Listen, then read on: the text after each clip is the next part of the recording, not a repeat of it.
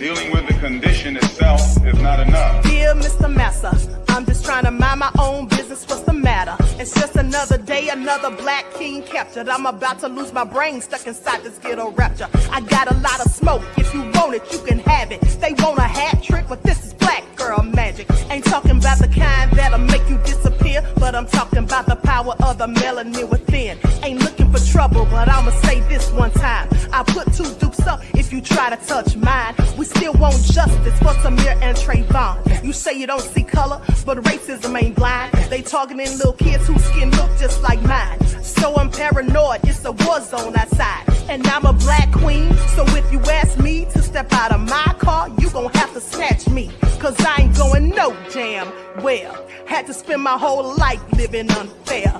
Ancestors got my back and they right here. You can never understand, it's a nightmare. Living in my black shoes by the black rules. You can keep your handshake, I don't dap coon. The white man will go nuts if he cash you. But you all on his side like a damn fool. Make it make sense. We are oppressed. Queen. We are exploited. We are downtrodden. Make it make Queen. We are sense. denied not only civil rights, but even human rights. Ahmadiyyah. So the only way we're going to get some of this Ahmadiyyah. oppression and exploitation Queen. away from us or aside from us is come together Queens. against the common enemy. Who taught you to hate the texture of your Ahmadiyyah. hair? Who taught you to hate the color of your skin? Ahmadiyyah. Parents, pay attention to the books, the school system, even to your little children. Lies mixed with wisdom. His skin too bright, so he was blind to the prison. My skin just right, so I collide with division. You trying to pray to God, but we tired of religion. No savior saving, we got to save our savings. We used to pay miss, how we gon' make the slave rich? But who's to blame, and tell me why you complaining? We need a team effort just to rule the nation. Like a bad relationship, missing communication. We missing moderation. They're trying to get a poison to my population. No reparations. I'm getting tired of Satan. We are oppressed. I'm Queen. getting tired of waiting. We are downtrodden. Queen. We are denied not only civil rights, but even human rights. Ahmadiyyah. So the only way we're going to get some of this Ahmadiyyah. oppression and exploitation. Queen. All right. All right. Hello, everyone. Thanks for tuning back in once again to the original Queen Ahmadiyyah Shakur show. I'm your host, Queen Ahmadiyyah Shakur. And this is your morning wake-up call. So as you're coming in, please feel free to go ahead and subscribe to the channel if you haven't done so already. Be sure to click that notification bell and click the word all so you're notified each time Queen Goddess goes live. Okay, so before we get started, let's have a brief word from my sponsor at 12 Tribes. Do not buy 12 Tribes on Earth hair growth oil and hair magic elixir unless you want super healthy, gorgeous hair that grows. They have a whole line of amazing hair growth products, including hair growth leave-in conditioner spray, hair growth shampoo, hair growth spray, and hair growth butter. I'm starting to sense a theme here. They include quality natural ingredients. They smell amazing, and you can see the results for yourself. So if you're looking for healthy hair growth for your natural or relaxed hair, try 12 Tribes on Earth today.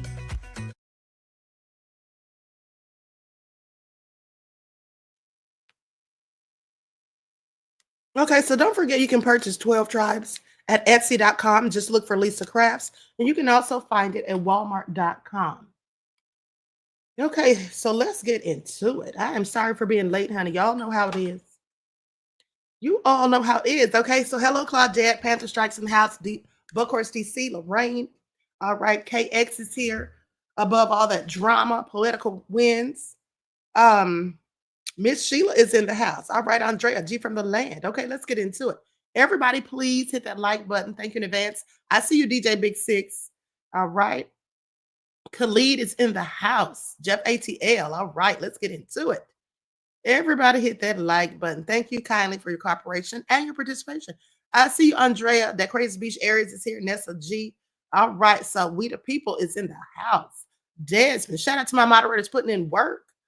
Okay, so that I've been saying, let's get into it. Everybody hit the like button. Y'all know how we do. Okay, BK Mail is in the house. With that all being said, hey, Real Truth, everybody, let's get ready to talk about it, honey. Y'all know I have to keep going in on Trump.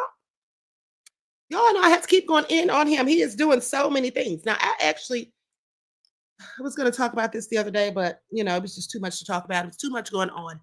So before we get into the YSL story, because honey, that's juicy too. But before we get into it, let's talk about Donald Trump.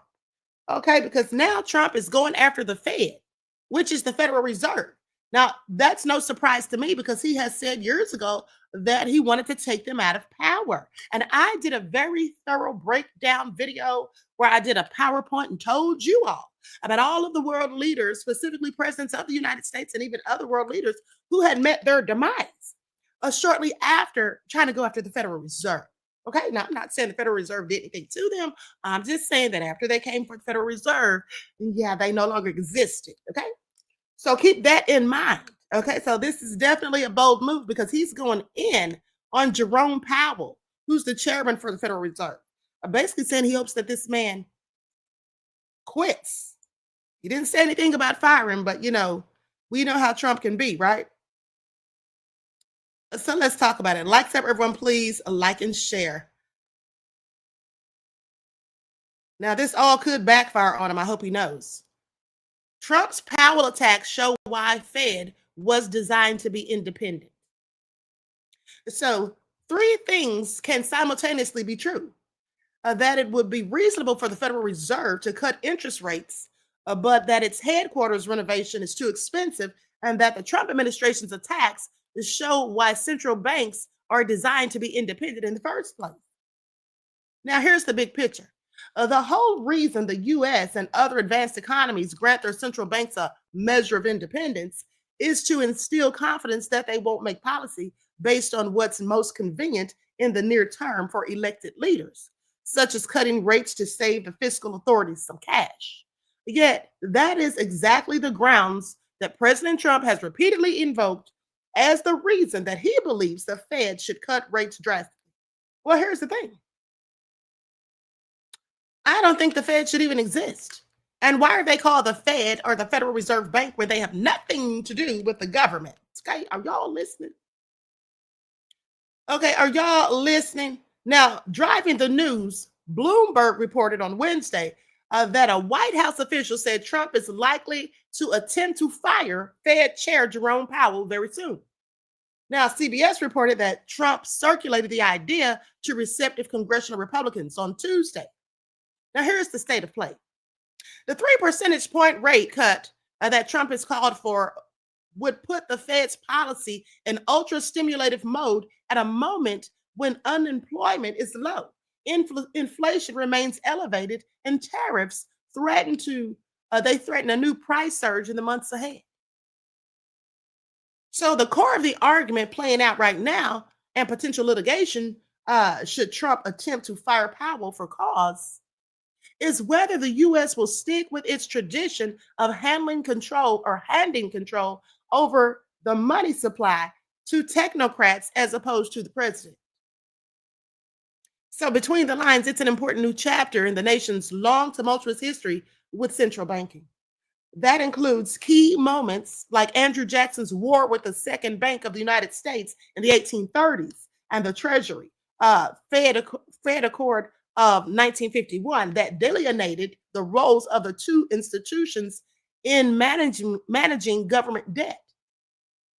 Now, that doesn't mean that the Fed is getting things exactly right, either in its monetary policy or its real estate decisions. There is a pretty solid case for interest rate cuts right now, even if not the one Trump makes. And $2.5 billion, that is, truly is a massive amount of money to spend on renovating a couple of historic buildings. Yeah, because, Jerome Powell claims that this money that they're going to be using all this money to renovate the buildings, okay, the Federal Reserve building, which sounds crazy to me. But hey, what do I know? Okay, so let's go to the footage because Trump had something to say about it, and then we'll hear the response. Likes up, everyone, please don't forget to like and share. We should have the lowest interest rate on earth, and we don't.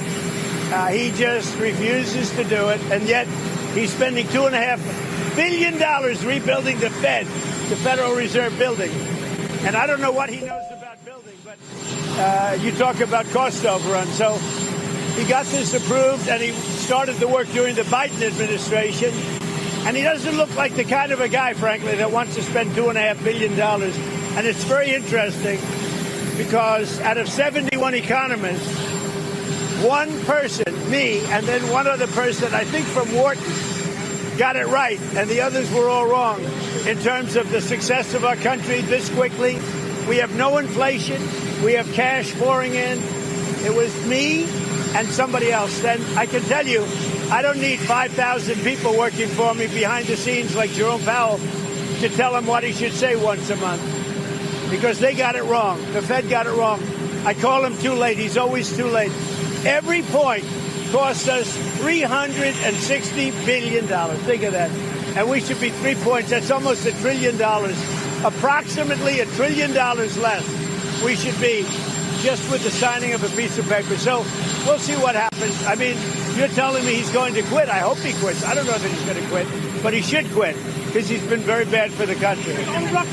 To put that in perspective, the cost overrun for this Federal Reserve project is about the same size as the second biggest building overhaul in American history, which was the FBI building. And so the Fed has a lot to answer for. And the bottom line is that there's a key statutory problem. In 1913, when we founded the Fed, the U.S. was under a gold standard. So it was never envisioned by the people that voted for the construction of the Fed that we currently see, that the Fed could print money and toss it around willy-nilly because they had to have the gold to do what they're doing, and they're unbound. Did you all hear that? What do you all think? What do you all think? I find it all so interesting. Nessa G said he'd been trying to get rid of him since his decrepit arse got in office. You know, this is true. You know, I don't care if he gets rid of him, and in fact, if he gets rid of the entire Federal Reserve, okay, because I don't like it. It reminds me of mob bosses running stuff. And I know Trump thinks he's a mob boss who runs this country, but nonetheless, that's also what the Federal Reserve reminds me of. It's not even a government entity. Many people think it is just because it's called the Fed. Okay? Donald Trump's push to remove or at least publicly pressure Federal Reserve Chair Jerome Powell stems from a mix of political and economic motives. So let's talk about it. First of all, there's a disagreement over interest rates. Now, Trump has long accused Powell of keeping interest rates too high. Okay, around 4.25 to 4.5%, which Trump argues is hurting sectors like housing and taxing American families and borrowers. He's even called Powell too late and a numbskull for not cutting rates sooner. You know, it's real funny that Trump's calling somebody a numbskull, isn't it? Real crazy. Sounds like projection. Okay. So a major pretext for pushing Powell out is the costly renovation of the Federal Reserve's headquarters in Washington, D.C. The project ballooned to around $2.5 billion, about $600 million over budget. Now, Trump and allies alleged that Powell misled Congress, approved lavish design changes, VIP dining, rooftop gardens, and bypassed the required approvals. You see, did what he wanted to do. So beneath the surface lies even a more broader conflict. You see, Trump views the Fed as a political tool, not an independent arbiter. According to analysis, Trump believes that the Fed should boost the economy under Republican presidents and then tighten under Democrats. Critics worry that firing Powell on those grounds could fundamentally undermine the Fed's institutional independence and ultimately backfire by eroding market confidence. Oh, you absolutely think it's going to backfire. Okay, Trump, you need to sit down somewhere because this is not what you know what you're doing. Okay, this is one point when you don't know what you're doing, which there are a lot of points where Trump doesn't know what he's doing. That's why I found it interesting when he said that he doesn't need to hire some guy like Powell and then pay him all this money per year to have somebody come out and tell him what to do once a month. Isn't that what he said? Something along those lines. Trump, who's coming out telling you what to do? Because I know some of these decisions you absolutely are not capable of making yourself. Even though they're bad decisions, he still isn't capable of it, as far as I'm concerned. Okay, I just don't get it. So, Trump accuses Powell basically of sabotaging economic growth by keeping the rates high, saying he should have been lowered them. He's too late. And he calls him too late Powell, a numbskull. Okay, and then spend overrun angle. Now, the Fed renovation has been used to accuse Powell of financial impropriety. See, that's like Trump's just grasping at straws, just coming up with something, trying to find a reason. And then there's a political tug of war because we know how Trump gets down with people that he doesn't really like in the political sphere. Now, his stance challenges the principle that the Fed should remain autonomous from presidential whims. So while Trump can't legally remove Powell over policy disagreements alone, he is exploring whether the renovation controversy could be spun into a cause for dismissal, something that experts say would be highly unconventional and risky for financial markets. Basically, he's trying to see if he can find some criminal activity, little money laundering going on. Are you really using all this cash to renovate the Federal Reserve building, sir? This is what Trump's looking for, okay? Even though I think that's exactly what his administration is doing with this whole ICE thing. Okay, please pay attention. I told you all that days ago. So with that all being said, listen, is he accused of any wrongdoing? Well, there's been allegations of misleading Congress, which could include possible perjury, perhaps. You see, during his Senate testimony on June the 25th of 2025, Powell stated that there were no luxury features like VIP dining rooms, rooftops, gardens, marble finishes, special elevators, water features, or beehives in the $2.5 billion Fed renovation. Planning documents submitted to the National Capital Planning Commission in 2021, which have not been revised, mind you, list many of those features as part of the approved project. Somebody lied. That's all I'm saying. Now, in response, Representative Anna Paulina Luna from Florida has formally referred Powell to the Department of Justice on suspicion of perjury, arguing that his sworn testimony was materially false, and if convicted, perjury can carry a prison sentence and even fines. I would think that would be poetic justice, because I absolutely think he's lying. I absolutely think he's lying. Y'all really think he's spending all this money renovating that old arse building? Is that what y'all think? While people are sitting here struggling to pay their bills and make ends meet, this is what the Fed's doing. And don't they, in fact, have the capability of printing money out of thin air? It's no longer backed by gold. Okay, that's no longer the standard. So it looks to me they can print as much as they want, right? Which to me is the easy way to commit all kinds of fraud and money laundering and whatever else you want to do, in my opinion. Now, political and administrative scrutiny. So Bill Pultz, okay, I hope that's Pultz, it's P-U-L-T-E, or maybe Pulte, head of Fannie Mae and Freddie Mac, has called for Powell's resignation, accusing him of deceptive congressional testimony and suggesting those grounds could justify removal for cause from Fed leadership.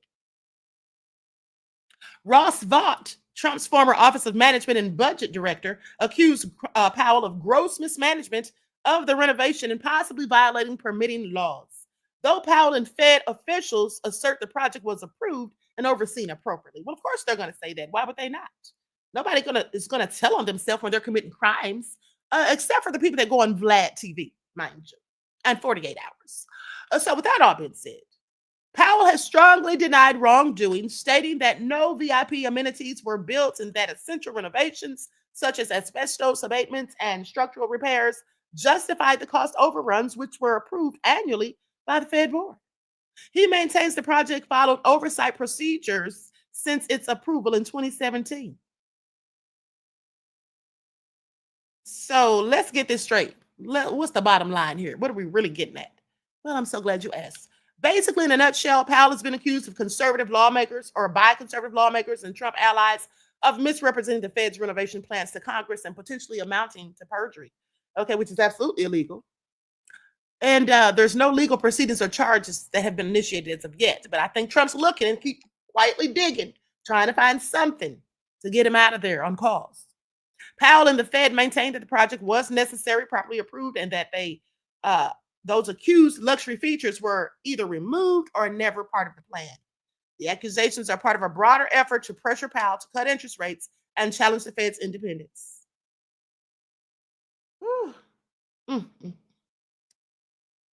So with that all being said, what do you all think about this? You know, I mean, we all know that Trump is lawless. Trump does whatever he wants to do. And when he wants to get rid of you, trust me, he will find a reason, even if he has to make one up out of thin air. Okay? Even if he has to make one up.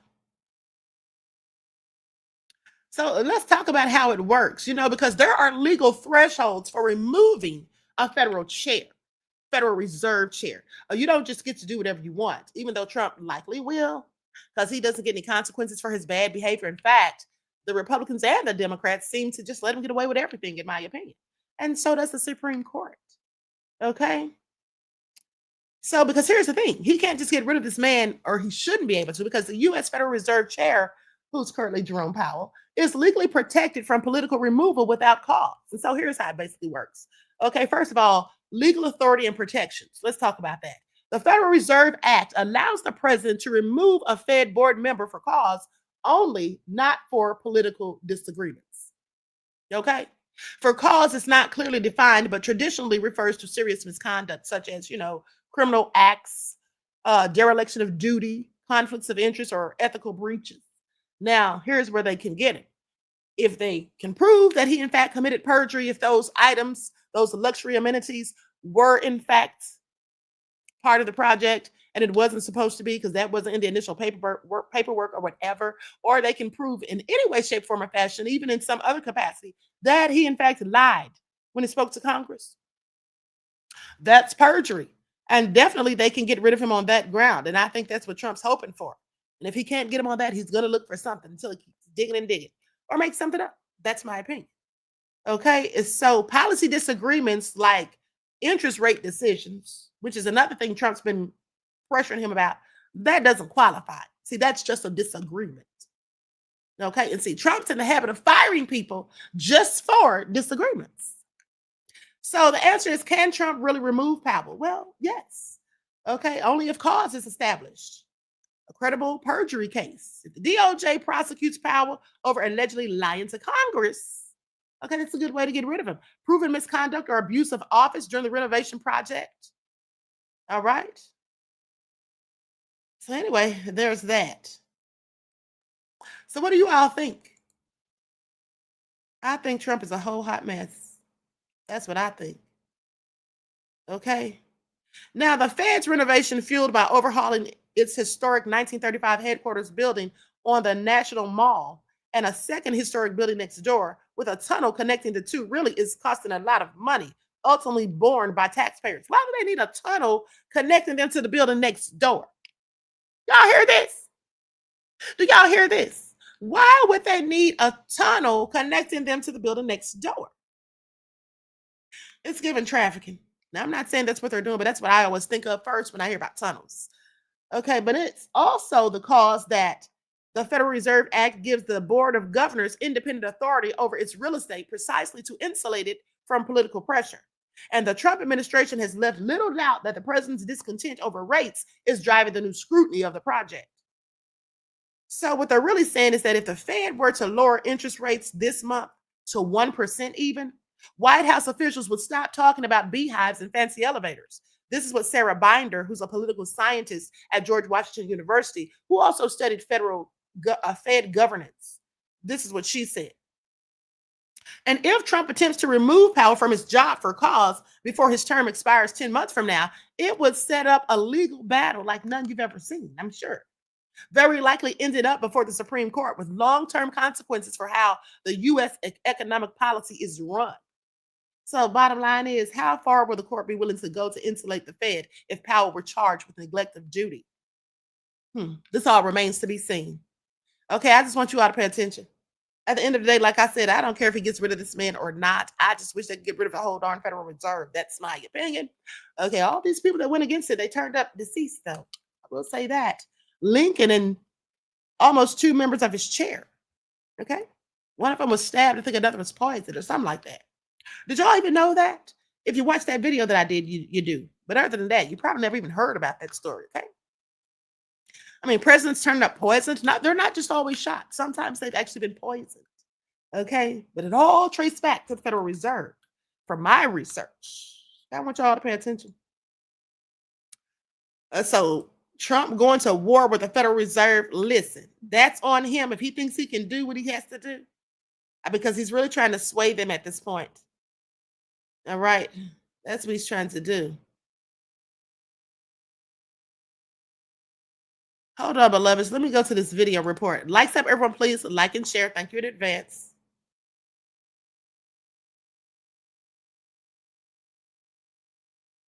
Here we go.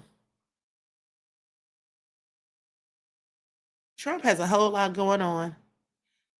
Okay, this is an interview with Treasury Secretary Scott Bessent.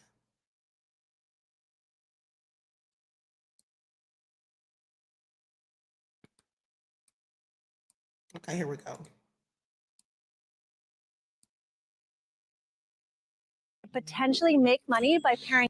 Joining us now, Treasury Secretary Scott Bessent. Mr. Secretary, it's great to have you on, as it always is. Good to see you. Morning, Joe. Lead story, economy showing swagger as tariff fears ebb. This is the Wall Street Journal pointing out that there was quite a bit of angst and hand-wringing back in April. A lot of forecasts that the bottom was going to drop out, and just flatly stated here, and I know it might not be the favorite paper around the White House at this point, but they say, but that did not happen. And the economy is showing swagger now. But, Mr. Secretary, August 1st is a week from Friday, I think. And I think that's on everyone's mind. Any progress that you can report on some of our big trading partners? Look, Joe, talks are moving along, but the important thing here is the quality of the deal, not the timing of the deals. And President Trump has created maximum leverage, as only he can do. And what we are seeing is like these imbalances built up over 20, 30, 40 years. And we are more concerned with high quality deals than getting these deals done by August 1st. Our trading partners were told that the rates could boomerang back toward the April 2nd levels. We can continue talking then, but again, we're proceeding at pace with the negotiations, but we're not going to rush for the sake of doing deals. We talked specifically about a couple of the countries we're talking about, and I'll start with the Euro bloc. There was reportedly some messages sent to the EU that tariffs, the president's going to want more. He's going to want more than what the Euros had thought, maybe at 10% and maybe 15% or higher.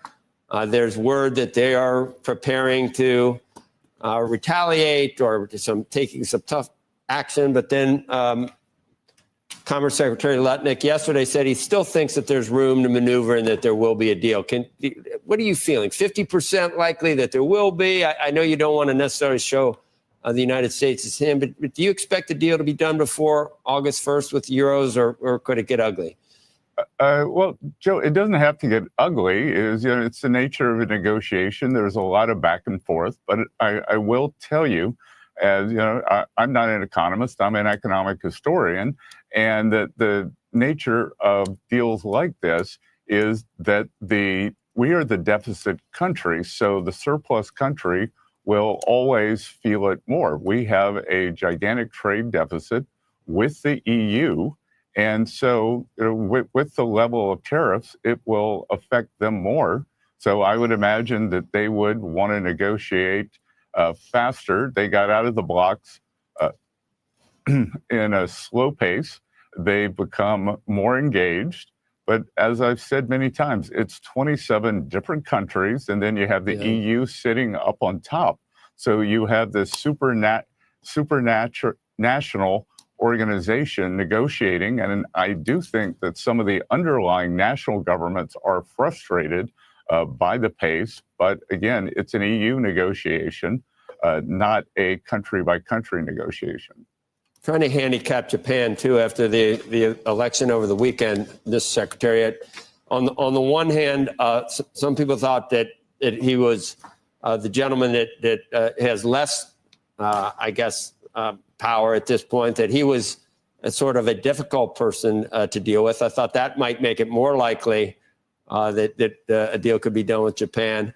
But there are others that say that the United States shouldn't be too tough on Japan because we need a stable partner, and they've got plenty of internal issues right now. What's your feeling on the developments of the weekend, how it affects negotiations with Japan? Joe, I arrived back from Osaka late last night, and I saw Prime Minister Shiba. I saw the trade negotiator Akazawa. We didn't talk about trade. I was there to represent the United States at the International Expo. And I can tell you the U.S. pavilion there is fantastic. So anyone who wants to go over and see it, It's what we used to call the World's Fair. And our priorities are not the internal workings of the Japanese government. Our priorities are getting the best deal. Okay, so I'm calling cap on that. He said their priority is getting the best deals for the American people. Yeah, I don't think so. Okay, their priority is getting the best deals for themselves. And that's just a fact. Okay, that's just a fact. Panther Strike said the Federal Reserve needs to be abolished. It comes too close to violating the Logan Act of 1799. Having foreign entities' money tied to U.S. banking is dangerous. Well, I absolutely agree. Okay, I also think that it's reminiscent of a mafia organization. That's my opinion, a criminal enterprise. So, but let's talk about this though. Why Trump needs to tread lightly with these people, okay, in my opinion. All right, because there's been some strange things that have happened to the people that went against them. Now, you can call it conspiracy theories or whatnot, but the fact of the matter is this. Let's talk about John F. Kennedy, the U.S. president who was assassinated in 1963. Okay, some people think that JFK was killed because he challenged the Federal Reserve by signing Executive Order 11110, which would allow the Treasury to issue silver-backed currency instead of Federal Reserve notes, okay, which are not even worth anything. Okay, those are just like monopoly money. It used to have a gold standard to be backed by gold, but, it is what it is. Okay, so they argue this threatened the Fed's control over money issuance. All right, so what do y'all think? I absolutely agree. I absolutely agree. And so they say U.S. Treasury and Fed policies continued unchanged. Historians widely reject the theory, okay, of JFK's assassination by Lee Harvey Oswald as officially being unrelated to the central bank. Yeah, I reject it too, because I think that it was. And then let's not forget about Abraham Lincoln. Lincoln issued greenbacks, which is fiat currency, during the Civil War, avoiding high interest loans from private bankers. Now, some people argue that this move threatened powerful banking interests, leading to his assassination. Greenbacks were a wartime emergency measure, you see, and not an anti-central bank agenda. The U.S. had no central bank at the time, but they say that Lincoln was taken out by John Wilkes Booth for political reasons related to the Civil War and Reconstruction, not monetary policy. Yeah, well, that's not what many people think. And then let's not forget Muammar Gaddafi, killed over in Libya. Remember when they say allegedly Barack Obama, and yes, I said Obama, gave Hillary Clinton, okay, the okay to tell NATO they can go ahead. Gaddafi proposed a Pan-African gold-backed currency to compete with the US dollar and euro. Now, some claim that Western powers toppled him to prevent a challenge to global monetary system. He wanted to have the gold, backed currency over there for Africans' economic independence. Okay. His downfall was due to a civil uprising during the Arab Spring supported by NATO over alleged human rights abuses and violent crackdowns. That's what they want us to think. Okay, that's what they wanted to think. But honey, let me tell you something. Y'all don't find it interesting that when he was assassinated, that all of that 144 tons of gold that he had disappeared. And there was actually footage that I saw years ago. You probably can't find it now because it's probably been scrubbed from the internet. But in fact, there was a video of some U.S. soldiers running with gold. Yeah. Running with gold, handfuls of gold bars, big gold bars. Okay, I'm not even joking. Okay, so, they can miss me with it, okay? Andrew said, Queen, that was definitely not Gaddafi that got killed. Oh, you don't think that was him? No, okay. I could have sworn it was. But nonetheless, and let's not even talk about Saddam Hussein. The list goes on is all I'm saying. And like I said, not just U.S. presidents, but world leaders specifically. Okay, and so anyway, Donald Trump needs to sit down somewhere. Now, in a Truth Social post on May the 4th, Trump first said that he had directed his government to reopen and expand the island. Oh, I'm sorry. I forgot to tell you while I'm on a new subject. So we're talking about Trump wanting to reopen Alcatraz, y'all. Trump said he's going to lock y'all arses up one way or another. Specifically, anybody who criticizes him. I'm joking, but he might actually try it. He wants to reopen Alcatraz. Yes, he does. And why? Now, we already heard him on a hot mic months ago telling the president of El Salvador, Bukele, that he would next be sending American prisoners over there. So I guess that move was kind of stifled after all the hell that was raised when he sent Abrego Garcia over there. That man wasn't even supposed to be in anybody's prison ever, and he didn't even come from El Salvador. So I think he probably knows that's probably not a good idea. So now he says, you know what? I'm still going to get their artists. I'll just reopen Alcatraz. Okay. So in a Truth Social post on May the 4th, Trump first said he had directed his government to reopen and expand the island prison, saying that for too long, America has been plagued by vicious, violent, and repeat criminal offenders. Is he talking about himself? Inquiry minds want to know. Is he talking about himself? Speaking to reporters at the White House the following day, Trump said that in his view, Alcatraz represents something very strong, very powerful, law and order.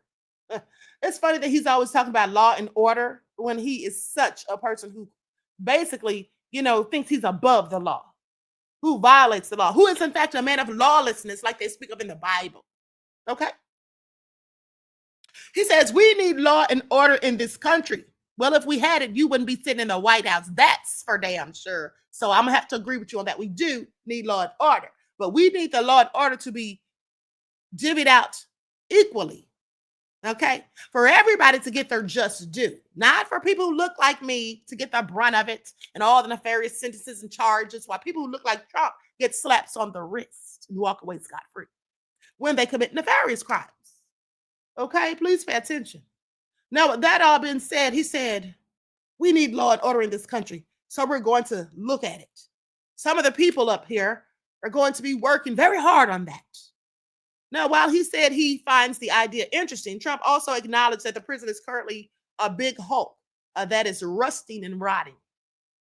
It sort of represents something that is both horrible and beautiful and strong and miserable. How does that even make sense?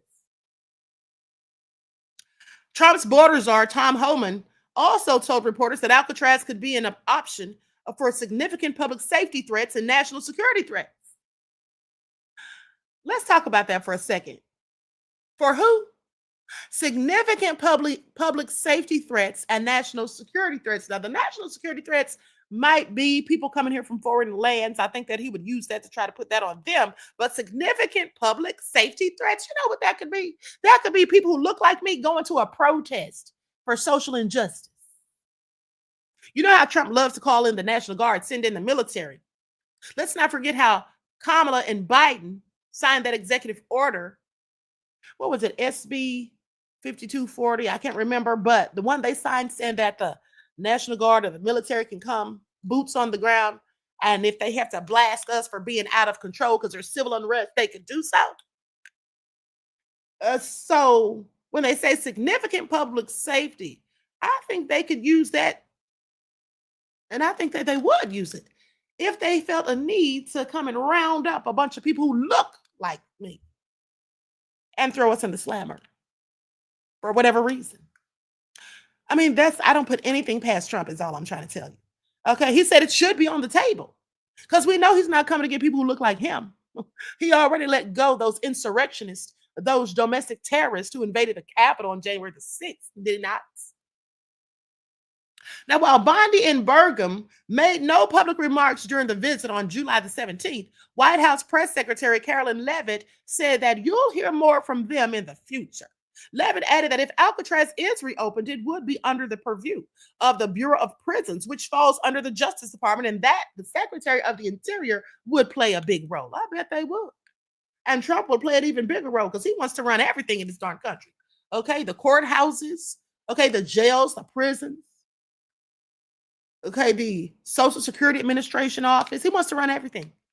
Haven't you all noticed? ICE. The National Park Service, which currently manages the site, falls within the Department of the Interior.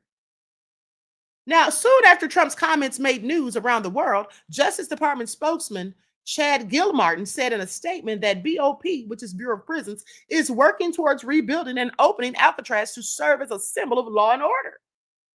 So now he's mimicking Trump's rhetoric. Okay, please pay attention. He never said this prior. He said it after Trump posted the comments and everybody around the world heard about it. And so now he's saying exactly what Trump wants to hear. But prison experts and historians have expressed serious doubts whether the plan is even feasible. To be frank, at first I thought it was a joke. This is what Hugh Hurwitz said. who served as acting director of the BOP between May 2018 and August of 2019. And then he said, it's not realistic to think you can repair it. You have to tear it up and start over. Mr. Hurwitz pointed to a number of issues with the facility, including buildings that are literally falling apart and cells in which a 6-foot person can't even stand up. You think Trump gives a darn? You think Trump cares if it's raggedy falling apart, if these people don't have safety measures, if they can't stand up because they're too tall? He doesn't care about any of that. Trump is all about law and order and locking up people who don't look like him, and specifically people who talk against him. Even if they do look like him, he'll lock them up if he can find a reason. Now, there's no security upgrades, no cameras, no fencing. You can't run a prison. I have 2 words, water and sewage. This is what Jolene Babyak, an author and Alcatraz historian who lived there as a child during her father's 2 stints as a prison administrator. She said in its heyday, all of the sewage for 500 or more people was just dumped into the bay. Nowadays, it has to be boated off. It's just not realistic at all, but it captures everyone's imagination. So Trump is living in a fantasy world. He's so stupid. Now, this idea he definitely came up with by himself. Let's give credit where it's due.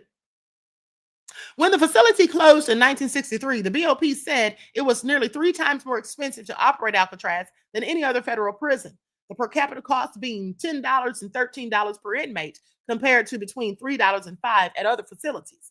This was in part because it required food and supplies to be dropped off by boat. In today's federal prisons, the per capita cost for inmates is between $120 to $164, meaning that costs could rise to over $500 per person in a facility like Alcatraz. Okay, Alcatraz could hold only about 340 prisoners at its peak. It was mind-bogglingly expensive to keep a convict there, says John Martini, a historian who spent several years on Alcatraz as a ranger with the National Park Service. Things have not changed, but the place has gone downhill. It's basically a shell. Even the concrete has major problems. The Park Service has put millions into structurally establishing it or stabilizing it. They would need water, electricity, heat, and sanitation. None of those functions. This, Trump's comments are just another twist in the odd history of Alcatraz, Mr. Martini said. So in other words, they're calling Trump a fool. They're saying this is ridiculous. Why is he even thinking about it? It's a waste of time and taxpayer money. It's not going to happen. It's not going to work. He should just let the idea just go out the window. And why did he even ever think of it? Is basically what it sounds like. So now let's go to this report. Alcatraz reopening, Trump's plan explained. Yeah, how do you explain foolish? But let's go to it. Lights up, everyone, please. Like and share. Thank you in advance. Mel said, Trump is treating them like animals. You wouldn't treat a dog like that. Well, of course you wouldn't. Of course you wouldn't. But Trump, he's an opportunist. He's just crazy. He's just a psychopath as far as I'm concerned. Now, that's just my opinion. Video here as Bondi and Burgum were touring Alcatraz Island just days ago.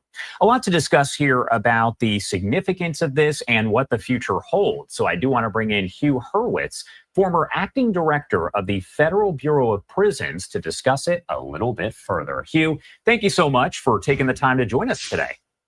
Good morning. Thanks for having me. Of course. And first off, the question that's on everyone's mind, based on your expertise, your experience, is reopening Alcatraz a real possibility? Well, I guess anything's possible if you put enough money to it. It's going to take a massive investment in funds, and it's going to take a number of years.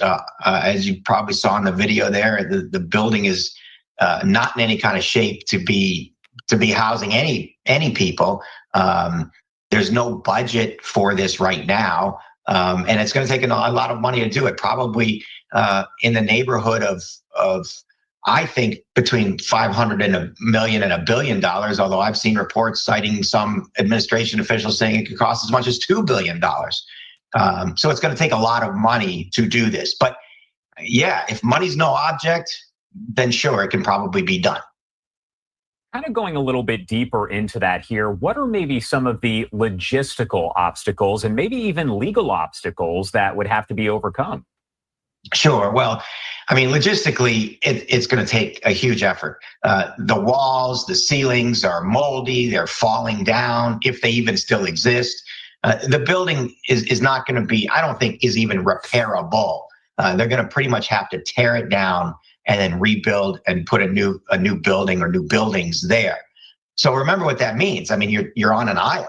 So it's not like they can just drive a bunch of dump trucks up and cart away all the debris and bring all the construction materials on. You're going to have to use boats and barges, and it's going to take a lot more time and a lot more effort to build a prison.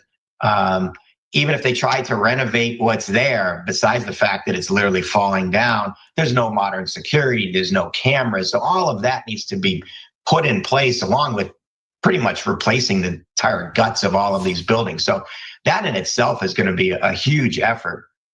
And then, legally, the Bureau of Prisons doesn't own it. There's ways to get it transferred back to them, but there's environmental laws that are going to be in place, the NEPA and Environmental Protection Act, that's going to require a lot of steps to go through. Okay, that's all crazy as hell. That's a bad idea. Trump, please find something else to do. See, Trump is always wasting taxpayers' hard-earned money, doing stupid things like building the wall, when we all know that when the illegals come here, they dig tunnels. They're not climbing over a damn wall. They dig tunnels. So you can build the wall as tall and big as you want. They're going to crawl under, because that's what they've been doing, okay? All so stupid. And now this is what he wants to do. And then Panther Strike said, is this going to be for high-level crimes or petty crimes? Honey, if it's Trump, it's going to be for petty crimes or whatever kind of crime. Okay? I don't think that he'll be specific. Greta Lee said, this government is spending good money for bad ideas. Exactly. Leave it to Trump. Oh, he is all crazy, honey. I don't know what to say about him, but y'all elected him. Y'all sat up there and y'all elected Trump. DJ D Major Skeleton said, who cares? Who cares? We should all be caring at this point, honey. He might try to send us there.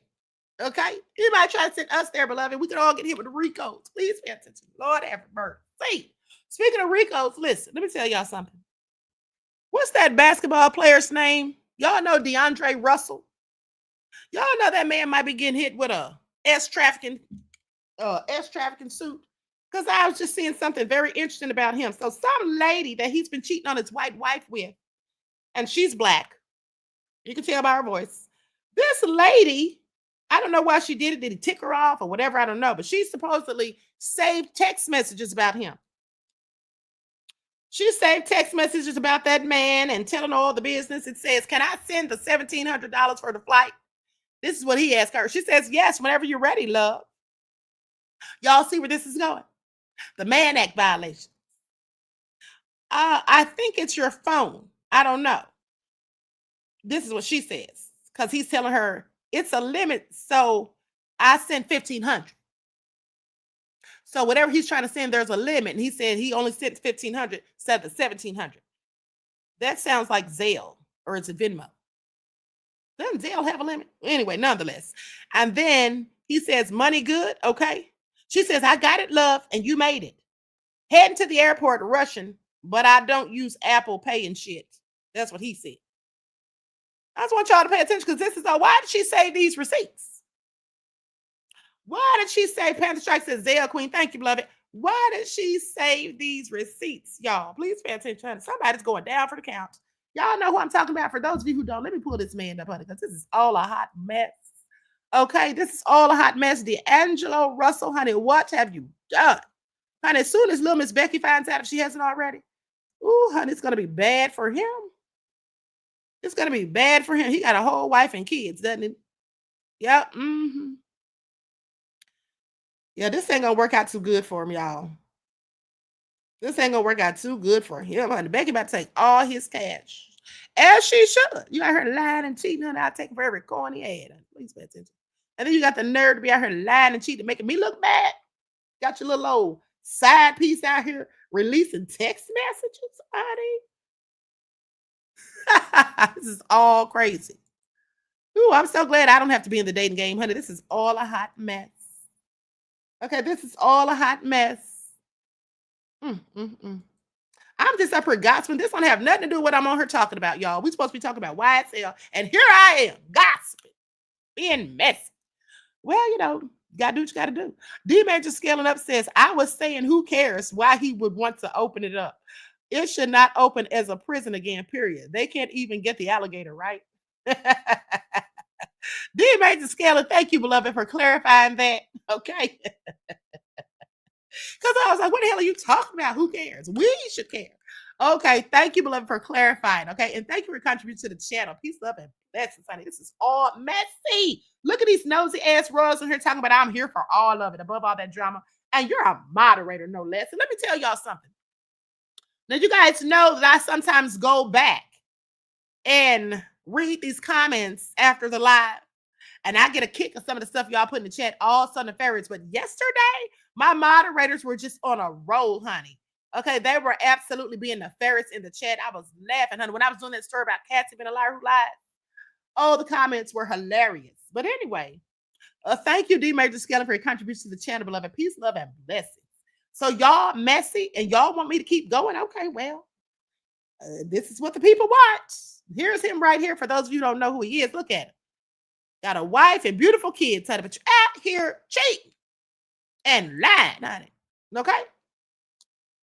Ooh, that Crazy Beach Air said we were all well-behaved, queen. What you talking about? Honey, that's the lies y'all telling, honey. Y'all were being nefarious. Worse than the royals. Worse than the regular loyal royals. The moderators were the ones with the shenanigans and the bullshit yesterday. I hope y'all know I saw it. Okay, Mel said dirty dog. Mel, you probably just got through cheating yourself, honey. Sit down somewhere. Don't let me get you, find out you've been exposed next. You might be next on the chopping block talking about dirty dog. He is a dirty dog, honey. This is all crazy, honey. Becky's going to get them coins. Okay? Above all the drama, says she has a strong face. That lady is cute. Stop it. Look at TC Dan talking about not me, queen. TC Dan, you know you are the worst one. But let me continue. So goes on to say, this is the next text message says, he says, I think we waited too late. I can see the ones they have for tomorrow. No, that's what she says. I think we waited too late. I can see the ones they have for tomorrow. He says, no worries, just what is IMK? Whatever IMK is. I don't know what that is, y'all. I don't know about all this text and crap. I hate the text, actually. But anyway, no worries, just IMK. I ain't tripping. Oh, that's LMK. Let me know. Okay, just let me know. Okay, I got it. Now, I'm actually delayed in ATL at the moment. That's what he says. And then she says, for how long? He says, hour. Want to meet at 7-Eleven? Meet at the 7-Eleven, honey. I wish I would. But anyway, let me continue. She says, you in Riverdale, that's like 45 minutes away from me. You think we got time? Honey, it's given that she don't want to fool with this man. It's given she just wants the money. It's given that she is not trying to meet up with him, okay? It's given that she just don't want to meet up with him because she's saying, I think we waited too late. I can see if they have ones for tomorrow. Like she don't want to meet up with him that day. She probably got her other man who's broke.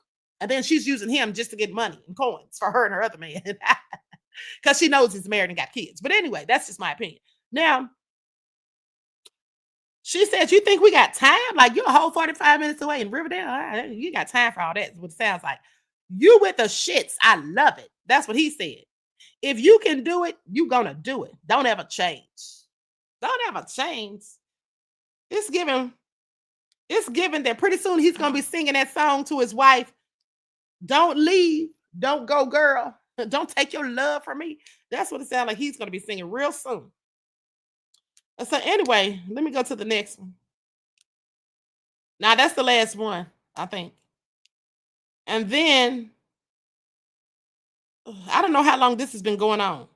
I think this has been going on since since June the 10th of 2024, because that's when he was in her DMs. Because she posted that too. Know me? It says hi. It says hey. And then he says, know me? Where you at? WYA, where you at? Oh, honey, but here's a little voicemail that she recorded. She tried to set him up big time. I think she's trying to record him on FaceTime or whatnot, but he wouldn't put his face on the camera. So she just recorded his voice, honey. And they said it's his voice, child. This is all a hot mess. And looks like she got him hook, line, and sinker. Not only is she going to mess up that marriage and all that, but at the end of the day, she might sue his ours. Okay, he might be hit with some Man Act charges. And I try to tell y'all, that's why I said, honey, this is bigger than Diddy. Okay, y'all better pay attention. Ads. Hold on. Is that it? Oh, I'm sorry. That's the wrong thing. Hold on. Yeah. Yes, I am. Okay, now she was trying to talk to him on FaceTime, trying to record him, I guess, and she said, "You're ducking." She said something about "you're ducking." He said, "Yes, I am." And she said, so she's not going to show her face. Y'all heard her. This is all a hot mess. That's why I'm telling y'all, honey, listen, fellas, y'all need to stop trying to lie and cheat because you're going to get caught. Okay, I don't know how y'all don't know this by now. You're going to get caught, men. Okay, now I'm about to give y'all some game because clearly y'all don't have any. Because y'all always get caught and you're going to keep getting caught. Because first of all, women are smarter than men. It's a known fact. Women are smarter than men, and that's why the Most High saw fit to allow us to carry the babies and not y'all. Because God knows y'all are all crazy and dumb. Okay, please pay attention.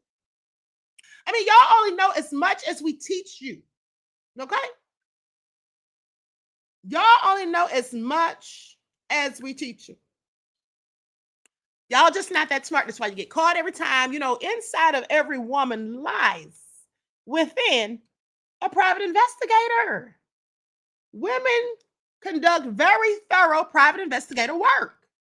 I could open a private investigation firm right now and hire 10 women out of this chat alone. And we will be on top of our game. Because women are private investigators, period. Don't even have to go to college for it. Don't have to do any kind of studying or research. Just natural born private investigators. Why do y'all think y'all always get caught? But y'all can never catch the women when they're cheating. Okay, unless they just slip up and do something foolish like y'all be doing. But men, what are you thinking? What are you thinking? And then he's sending text messages. Sending text messages? Are you serious? Pretty Wing said, yes, Queen, hire me. Okay. Sending text messages. This is all crazy. Andrew said, well, that bit is true, Queen. I know, beloved. Trying to tell y'all. Now, here's the thing. This woman posted that stuff. Andrea said, even without a license. Exactly. Now, she posted that stuff to mess up his marriage. He probably pissed her off and didn't send her some money that she asked for. See, that's another thing. These men be sitting up here dating these women they meet on Instagram. They call themselves Instagram model, but that's not even true because Instagram is not a modeling agency. Okay? All right. As someone who graduated from modeling school and who actually worked for an agency, okay, and did modeling years ago. I'm sorry. You're not Instagram models. You're just Instagram thoughts. Newsflash. Okay? I said what I said. So anyway, just like these people calling themselves journalists and didn't spend a day in college learning anything about journalism. Anybody can hold up a camera and record and talk. That doesn't make you a journalist, okay? So stop insulting people that have gone to college for things when you did not and saying you're that. But anyway, I'm off track. The bottom line is that woman likely got pissed off at him because he didn't give her what she wanted. Now she wants to air him out. This is what happens. How many times do we have to keep saying this? Okay, before we realize it. Okay, how many times do we have to keep saying it? Now, y'all remember what happened to Tiana Taylor and her husband? And his name, Iman, whatever his name is. And he was laying up there in that bed with that girl.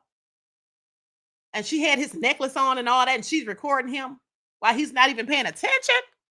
What about the time Cardi B called Offset because some girl standing behind him FaceTiming or something? Recording the FaceTime while he's talking to Cardi B. Like, this is all crazy, man. You got to do better. You got to wake up. Okay? You got to wake up. Y'all, I'm sorry. I don't know. Didn't Kevin Samuels tell y'all before he passed away? Damn. Pretty Wing said, damn, he could at least be cheating with someone who got as much to lose. Thank you. Exactly. Above all that drama, said tacky as if. Right. But see, here's the thing, ladies. Ladies, if you have a man that's taking care of bills and has money or whatever's doing things he's supposed to do, most ladies are not going to go below the pay grade. They're going to go get somebody who has stuff going for themselves and somebody who equally has something to lose. Not some crazy fool. Now, some of y'all, from the hood. Y'all might go get somebody just crazy. And then now he's standing outside your door, knowing you got a whole husband. He's standing outside your door, arms folded, mad as hell, banging on the door, trying to bust you out. There's a few of y'all that'll do that foolishness. But for the most part, women know to get somebody who has as much to lose, okay, who's not going to start running, snitching on them and acting crazy. But see, men don't even think about any of these things. They don't think about consequences. They don't think about anything. Men just do stuff at the spur of the moment. They see somebody with a big butt, somebody with a pretty face. Oh, and she's hitting on me. He's not thinking, oh, she knows I got all this money because I'm a basketball player, or she knows that, I'm a football player or whatever. He's just thinking he's going to get him some. Okay? He's just thinking he's going to get him some because men are just suckers. Most men are just suckers. It's true. Look how Cassie suckered Diddy and the S workers and Kid Cudi and the NFL player and almost Michael B. Jordan. I'm glad Michael B. Jordan got the hell up out of there, honey, because Michael B. Jordan is too fine, honey, to be fooling with Cassie. But I digress. So anyway, I'm just saying. Above all that drama said, you can't trust a big butt and a smile, but men do. That's what they do every day. And most of these big butts that they're smiling at and seeing are fake. That's another thing. They have real women at home, but they're going out here getting these people these Brazilian butt lifts, butt implants, butt shots, and all this stuff, and the lips all perched up when they get all the collagen put in there. And why are black women getting collagen injected into their lips to have big, full lips when you already naturally have them? And then when you get them, you look like a fool. You look like Madam from back in the day. Okay, and then you sitting up here talking about you want a real man. Your hair ain't real. Your eyelashes aren't real. Your butt ain't real. Your breast ain't real. Nothing ain't real. Make yourself make sense. But, this is what the men be out here looking for, I guess. And let me get off this topic because I don't have no business giving y'all relationship advice, okay? I don't have any business. I'm being messy as hell. Let me stop. Okay, let me get back on track. This is not why the Most High put me here. This is not my ministry. So let me move on and move forward. I am not Dr. Phil or Yala Van Zandt. I can't fix y'all's lives, even though some of y'all desperately need it. But let me continue. Now, with that being said, well, I really could fix some of you all's lives. And that, in fact, I have. But not as it pertains to any of this foolishness is all I'm saying. Now, with that all been said, let's talk about this nefarious lawyer. Andrea said chasing plastic.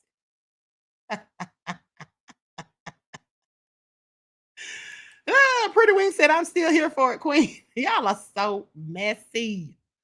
Look at above all that drama. Okay, so let me get focused. Above all that drama said, I'm still here for it. I know y'all are. All right, now let's talk about some serious business. So attorney Nicole Fagan got arrested, and now she's been indicted. YSL's attorney. Isn't that crazy? So this is what happened. February the 16th of 2024 was the initial arrest, okay? She was arrested and charged under Georgia's Street Gang Terrorism and Prevention Act for criminal street gang activity. This is a whole lawyer. And criminal solicitation related to evidence tampering in a separate 2022 homicide investigation. Now, prosecutors allege that she communicated with a fugitive, allegedly telling him to discard his phone to obstruct an investigation into a shooting on September the 27th of 2022. And then between July the 21st and then the 22nd of 2025, they expanded it to a 22-count indictment. Y'all, this is real crazy. Okay, then additional charges were filed in connection with her representation for Tanquarius Mender, a defendant in the YSL case. Honey, these are drug-related charges. Hold on, honey. These are drug-related charges. Hold on, you guys. Hold on 1 second.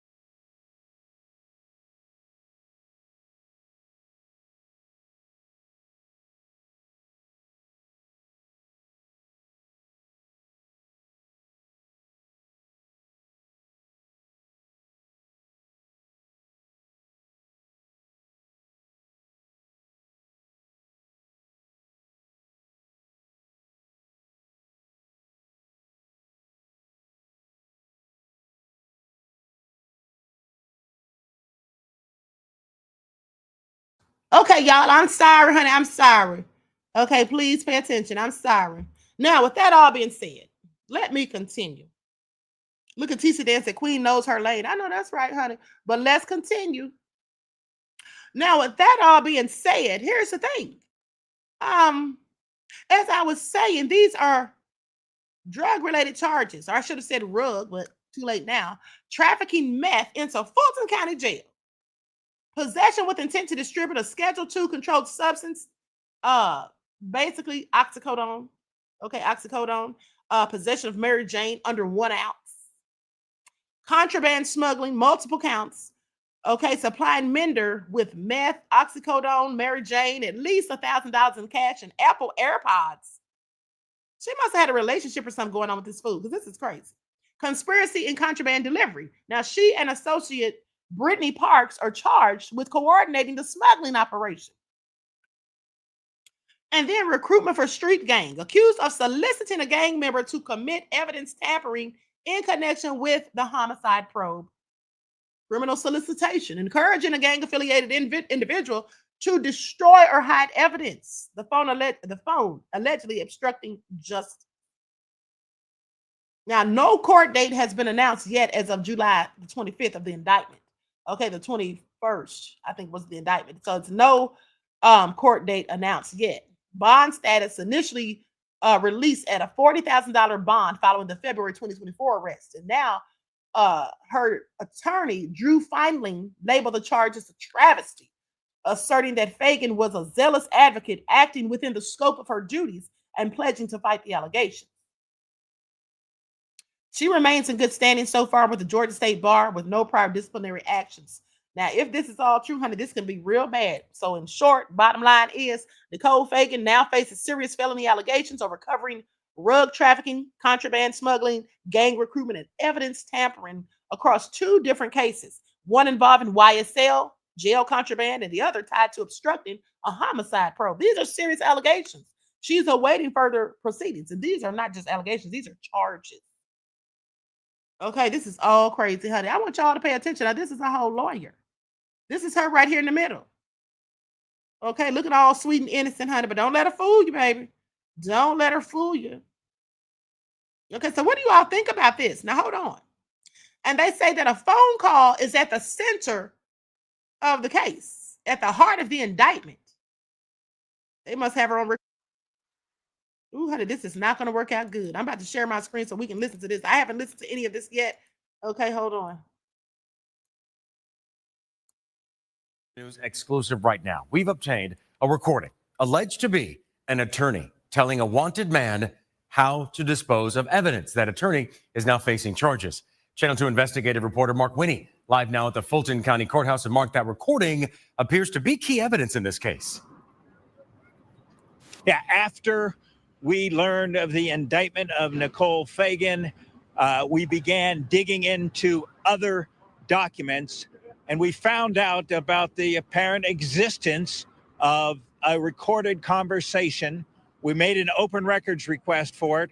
We got it. We're going to bring a section of that recording to you, but we begin our report with Fulton County District Attorney Fonnie Willis. Lawyers are given trust. They take an oath, just like a law enforcement officer takes an oath. And we're held accountable like every other citizen, so we cannot commit crimes. Since she's an attorney, one might expect to find Nicole Fagan's name on lots of legal documents. But Monday, she wound up in an indictment as a defendant, accused of violation of the Street Gang Terrorism and Prevention Act, criminal solicitation, giving methamphetamine, oxycodone, and marijuana to a Fulton County jail inmate, and more. But we also found her name in an October 2024 court order by Judge Scott McAfee that indicates there was allegedly a call on March 24th, 2023 by Ms. Fagan to a man who at the time had active warrants. Through that court order, we learned the phone call had been made a court exhibit, which we knew made it a public record we then requested. And here is just some of what we heard when we got it. But even this phone got to go. Everything has to be brand new by tomorrow for you. I just want to buy a physical phone and physical phones, but I also mean getting rid of. That date, March 24, 2023, matches the date in the new Fagan indictment, an account that alleges she solicited a 4PF gang member that was a fugitive in a 4PF gang murder case to get rid of his phone with the intent to obstruct the prosecution of another man we are told was her client. Fulton County District Attorney Fonnie Willis. And I think that lay people understand that as a citizen, it doesn't matter if you're a lawyer, it doesn't matter who you are, you cannot ask another person to tamper with evidence in any way. A statement we received Monday says this indictment is a travesty. Nicole Fagan is a fierce trial attorney and well respected amongst her peers. These charges stem from activities alleged to have occurred 2.5 years ago during the YSL trial, for which Ms. Fagan was a zealous advocate for her client. No more. We look forward to fighting these false allegations. Drew Findling, Marissa Goldberg, Findling Law Firm, attorneys for Nicole Fagan. An indictment is nothing but a charging document. We will have to prove these charges beyond a reasonable doubt. But what this indictment lays out is someone bringing in contraband to the jail. Contraband is a variety of things. It is drugs and it's cash. Now, the man alleged to be involved in that phone call, mentioned in the court order, documents indicate that he pled guilty ultimately to gang charges, voluntary manslaughter, and a firearm charge. Reporting live outside the Fulton County Courthouse, Mark Winnie, Channel 2 Action News. Do not buy new windows if you live in Georgia. Americans living in zip codes starting with 30, 31, and 39 are being paid to switch to energy-efficient windows through the Georgia Home Window Replacement Program. And this is real. In case... Okay, so I'm sorry. I was doing something for a second there, guys. What do you all think about this, huh? This is all crazy, right? This is all crazy. Hold on. So here's the thing. They got her hook, line, and sinker. Why was she discussing that on the phone? Why was she even talking about that on the phone? That's crazy. Okay? Telling her client to hide or destroy evidence. That's definitely an obstruction of justice, which is a serious criminal offense, mind you. Okay, depending on the facts, of it, you know, the charges could be serious. Telling a client to hide or destroy evidence can interfere with the criminal investigation in the legal process. Okay, it could be, it is a federal and or a state crime. All right. So anyway, honey, this is all crazy. She could be disbarred. Okay, she could face suspension, fines, public censure, a myriad of things. She might lose her license to practice over this. So why did she do it? Okay, why did she do it? And if she was going to tell him something like that, maybe she should have chosen her words a little bit more carefully. Like, you know, I don't dispose of evidence, but if I ever did, she maybe should have said something like that, honey, if she was going to even do it. And I wouldn't even say that. I'm just saying, this is all crazy. This is all crazy, honey. She's going down for the count. Well, she better get Brian Steele. Best hope I can say for her, she better hire Brian Steele or Nicole Westmoreland, honey, to represent her case. Because, honey, when I tell you, this is serious. And she's been added to a whole 22 count indictment. And that phone call right there is the icing on the cake, honey. They got her hook, line, and sinker as far as I'm concerned. But anyway, or maybe not. But anyway, with that all being said, let's continue on. We got to press on, honey. Let's talk about Jeffrey Epstein, baby. Because they had a surprise vote. The House subcommittee had a surprise vote to subpoena the DOJ for those Epstein files. Okay. And they're going to get Ghislaine Maxwell to start talking. Let's get into it. Like, sub, everyone, please like and share. This is all a hot mess. What is this country coming to? Not the world, this country within itself. Here we go. Saying no votes until September. As John was just talking about, the House Oversight Committee went and voted. A subcommittee now moving forward to subpoena the Justice Department for all of its records in the Epstein case file. That would go far beyond just the files presented to the grand jury. And that's after the Oversight Committee already this week moved to subpoena Epstein's longtime associate, as they were just discussing, Ghislaine Maxwell, for a deposition. CNN's Lauren Fox is tracking this one for us. I mean, it was like a rolling series of developments with this Epstein saga. This is, of course, from Capitol Hill. This vote happening after the speaker made clear no votes until September. Yeah, it was really fascinating because this is all playing out in the backdrop that the House Rules Committee had essentially been immobilized by this issue. That meant that they couldn't vote on several bills that they had planned for this week. Then Speaker Johnson made clear to his members that they needed to give the president additional time. And yet, Democrats continued to push this issue in these committee hearings. And where this all played out yesterday was after this House vote, the final vote of this summer session before they go on August recess. There are 3 Republicans who joined Democrats in agreeing to moving forward with a subpoena. Now, the subpoena still has to be signed by the chairman of the committee, James Comer, but I want to walk through exactly what the subpoena does. It calls for the release of the Epstein files with victims' names redacted. And we should note that Republicans and Democrats worked behind the scenes to try to make sure that this was something some of these Republicans were willing to vote for. So that victims' names redacted piece of it was really important to a couple of those Republicans. Then it also calls for communication between the Biden administration and DOJ. It also calls for depositions from the Clintons and James Comey. This was in addition to another subpoena that has already gone out from the committee chairman, James Comer, asking for a deposition with Ghislaine Maxwell, who obviously is now front and center in these talks with the Justice Department and now may have further conversations, of course, with the House Oversight Committee. That is something that when I asked the speaker yesterday if he was supportive of, this is what he said. I will note the obvious concern, the caveat that Chairman Comer and I and everyone has, that could she be counted on to tell the truth? Is she a credible witness? I mean, this is a person who's been sentenced to many, many years in prison for terrible, unspeakable conspiratorial acts and acts against innocent young people. I mean, can we trust what she's going to say? Even if she raises her hand and says that she'll testify under oath, is that something that can be trusted? You know, that's a reasonable question. Is that credible evidence? I don't know, but we'll have to see. And this was in response to a question that I had asked the speaker about whether or not he had started to lose control of his conference on this issue. He said that there was no daylight between him and James Comer, but you see there, he does have a lot of questions, a lot of doubt about whether or not Maxwell's deposition is going to lead to any information that in his view is credible. Kate? All right, Lauren, let's see what happens there today. I don't think it's going to happen, okay? I just don't think it's going to happen at the end of the day. All right. And, you know, now they're saying that they're going to meet with her. They're saying they're going to meet with her. Shout out to OG Patrice for just sending me this article. That's who was calling me on the phone. All right.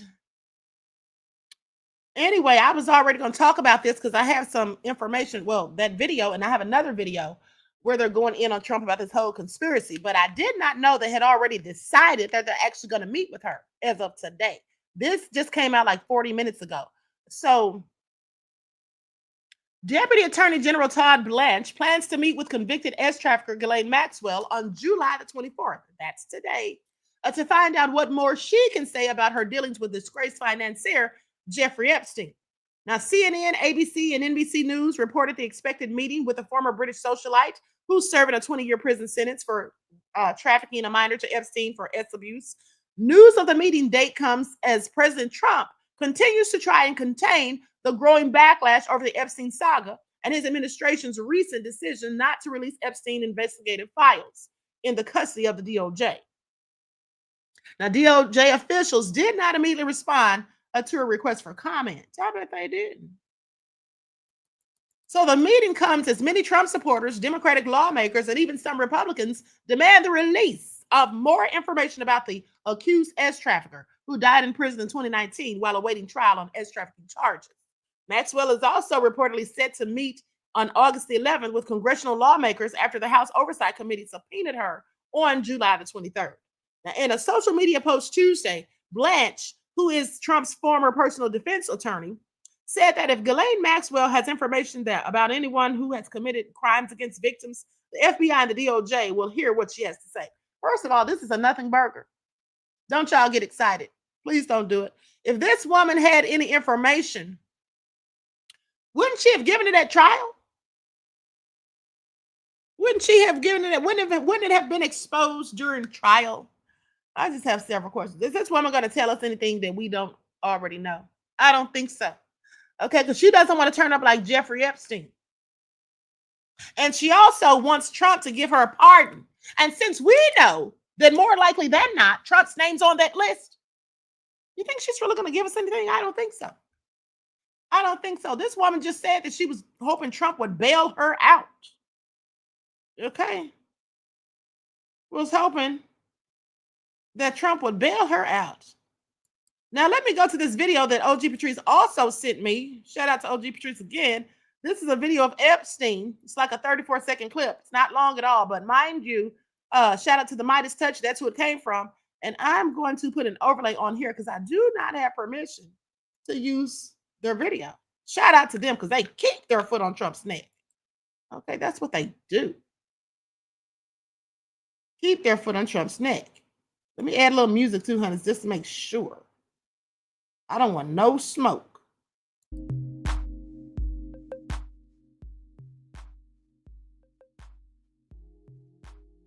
Okay, here we go.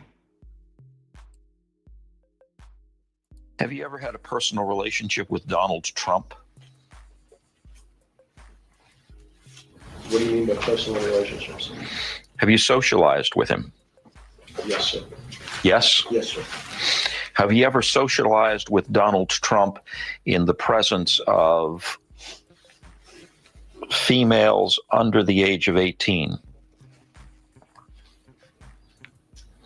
Though I'd like to answer that question, at least today, I'm going to have to assert my 5th, 6th, and 14th Amendment rights, sir. Okay, I'm going to take that as a yes. I'm going to take that as a yes. He sounds crazy as hell. Y'all heard it. Y'all heard it. Now, he asked about him and Trump and people under the age of 18, and he said he's going to plead the 5th. I think that tells us what we pretty much need to know, because if you didn't do it, you'd just say no, wouldn't you?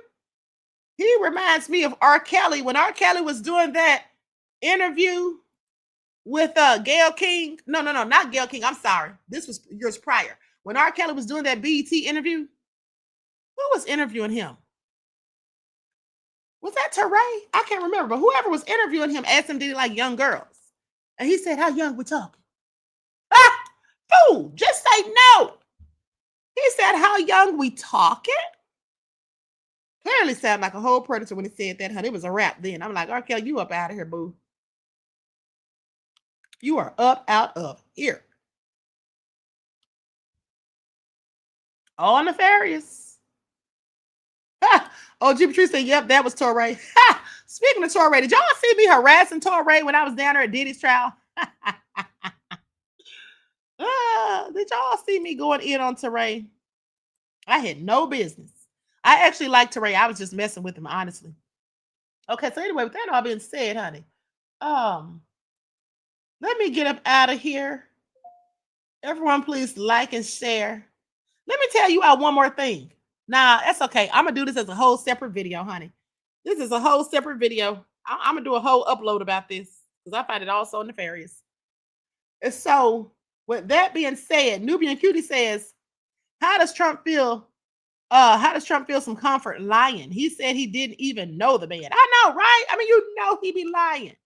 You know he be lying. Talking about, he said he didn't even know Prince Andrew. Lying dog. Mel said Trump and Will Barr had ordered an unaliving of Epstein. I bet they did, honey. Okay, Epstein knew too much. Yeah. I'm convinced. I think he absolutely knew too much, okay? We know that. Somebody had him taken out. It was done during Trump's administration. But nonetheless. Nubian Cutie said, hold on. I'm convinced if Trump's mouth is moving, he is lying. Okay, yes, absolutely. Anyway, with that all being said, honey.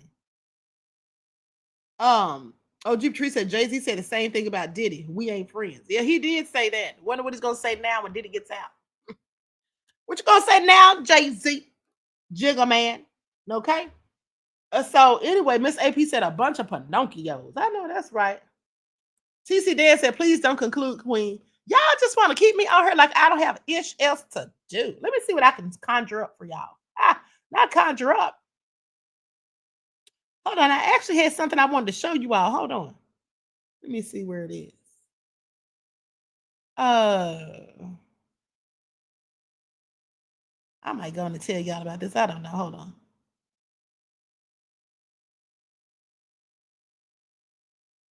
Oh, look, here's another. Hold on. That's not it. That's not what I'm looking for. Hold on, beloveds. Hold on. Oh, I had another video about Epstein. That's what it was. I knew it was something, and I'm about to get up out of here. Listen, this lady on CNN, this black lady on CNN, honey, I don't know her name.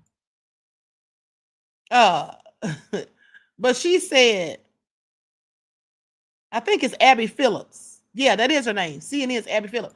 She was going in on Trump saying this is the worst conspiracy theory she ever heard, honey. Okay, let's get into it. Daily Show's Jordan Klepper, because I think I chuckled a little bit, Scott, when you compared this to, you called it the Russia hoax. I'm actually going to play this from the Daily Show's Jordan Klepper, because I think, honestly, he comedically. Hold on, because she's going to be showing some clips. So let me just put my overlay on here and add some music, honey, because I'm not trying to get no copyright issues. I already told y'all that. I need all my coins, honey. What little let me make. Hold on. Here we go. Likes up, everyone. Please don't forget to like and share, beloveds. Thank you in advance. Okay, there we go. It laid this out pretty clearly. Why I'm not sure why this argument works. So let me get this straight.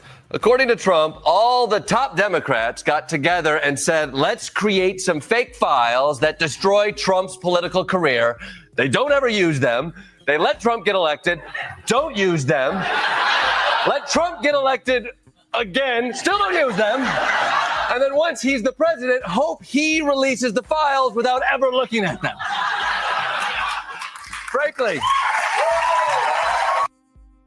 I mean, this is the worst conspiracy I've ever heard in my life. That is the most how on ignorant earth description I've ever heard. How on earth would Democrats have been trying to take down Trump with documents that they never used to take down Trump? I'm sorry, they crippled almost his entire first term by convincing one half of the country that Russia stole the 2016 election.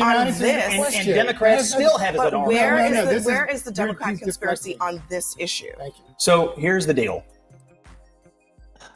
Please don't tell me this fool is about to try to make it all make sense, because you can't. It's ridiculous. It's crazy. Okay? It is absolutely crazy. And so anyway, Cincy prophetic bastard said, just got internet in the new home so I can watch Queen of Receipts daily vitamins again. All right, beloved. Well, shout out to you and congratulations on your new home, beloved. Now, I know this man is not about to try to sit here and make sense of the nonsensical. Let's listen. There's no conspiracy and there's no story. Tonight, and I'll give you an example of why I believe that. Tonight, Fox News did a poll. Speaking of accurate sources. Are you calling into question the Fox News polling? Because it's generally considered to be very good. So here's the deal. They had his job approval. He's a little underwater. Of all the people who said they approve or disapprove of Donald Trump, only 1% mentioned Epstein as the reason. And the whole 1% was either Democrats or independents. This fantasy that Republicans or MAGA, nobody in the Republican Party is worried about this, and most of America is not worried about it. CNN's polling shows that he's 37 points underwater on the Epstein issue. But the larger point is, this started Epstein died in 2019. Donald Trump was the president in 2019. Barack Obama had left office by that time. And he still thinks that somehow Barack Obama created a conspiracy to frame Donald Trump about something that happened with Epstein after he was in office. I think it's pretty telling that some of these latest revelations that have really gotten under Trump's skin are coming out in the Wall Street Journal, the same people that own Fox News, Rupert Murdoch, despite the fact that Donald Trump called on the phone and told them not to publish this, despite the fact that Donald Trump has threatened and pursued legal action, and they are still publishing this, which tells you that they are not afraid, and that they've got some great resources. They're not afraid to publish unverified. They're doing their jobs. Really, Hang on a second, my friends. We were just talking about whether or not MAGA cares, right?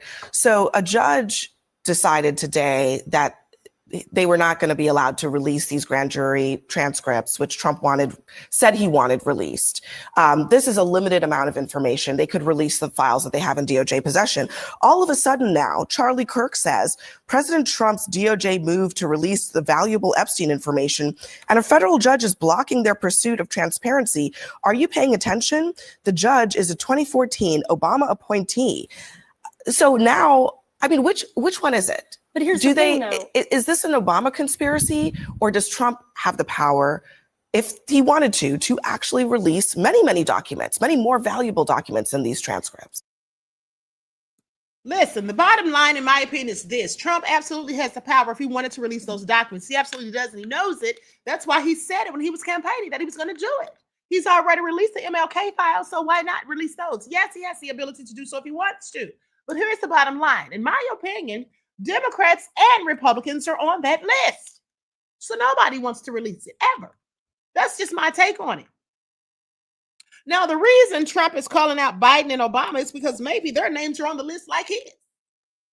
I mean, we did see their names on that flight list log that they said were fake.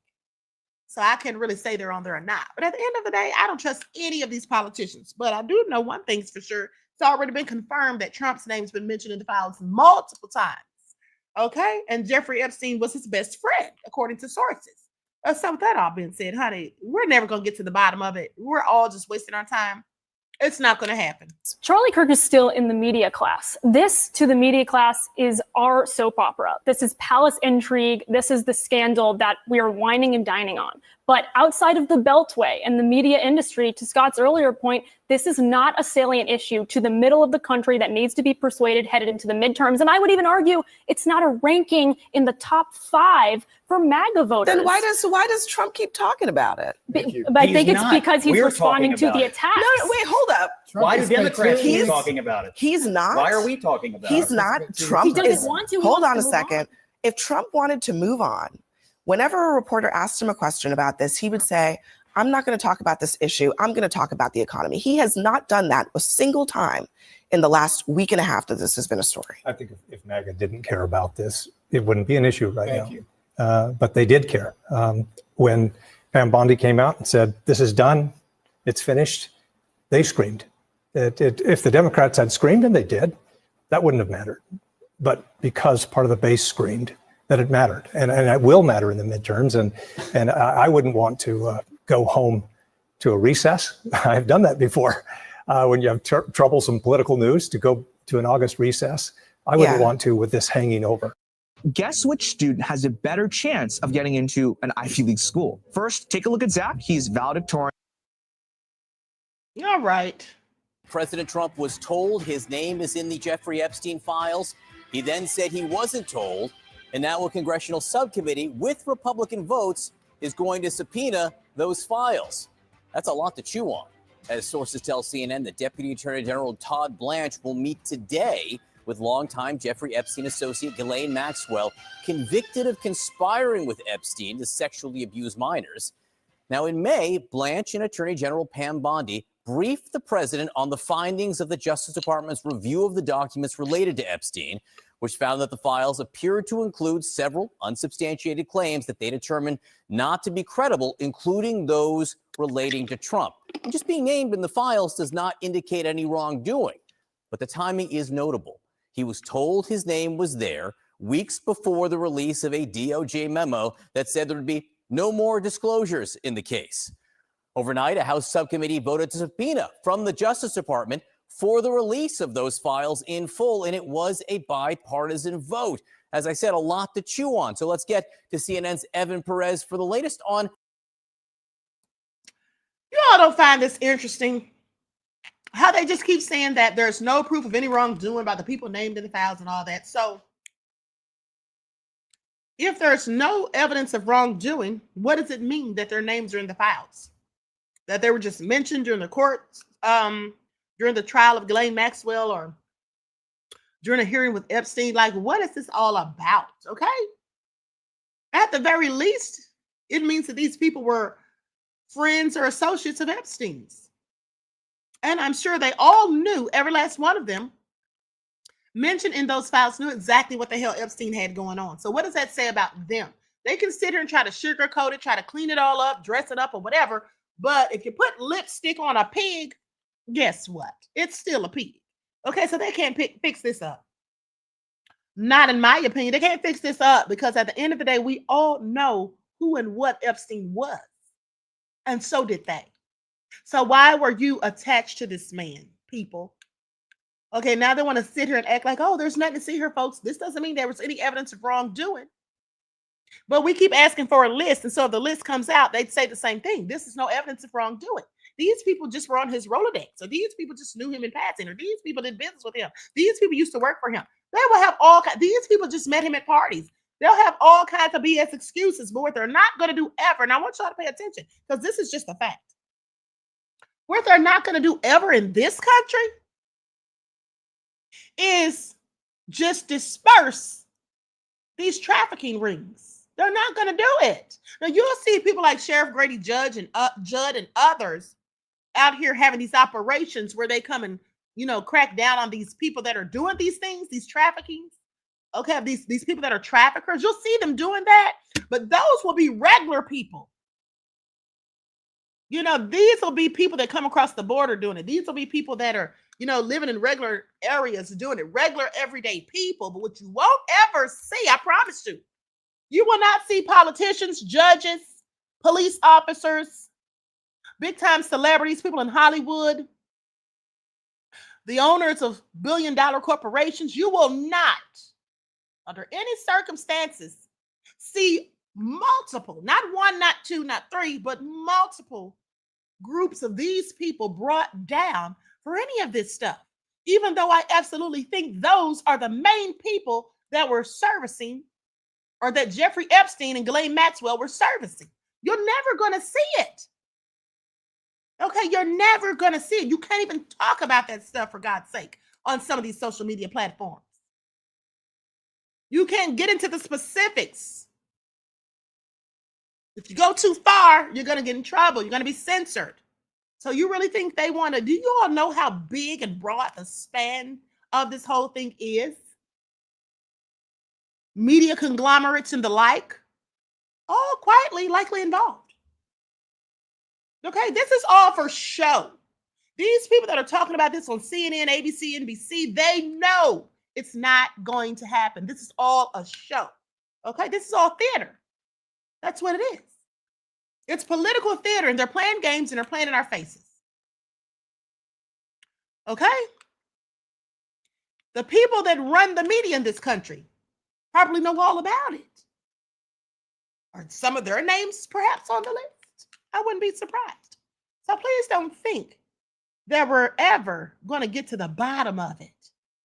If they really thought Ghislaine Maxwell was going to tell them something that would let everybody know what the hell was going on and expose this big list of names so we'd all see who they were and what they've done, she'd have been found in her cell like Epstein a long time ago. The fact that she hasn't been tells me one thing only. She ain't going to say shite. Okay? She's not going to say a damn thing.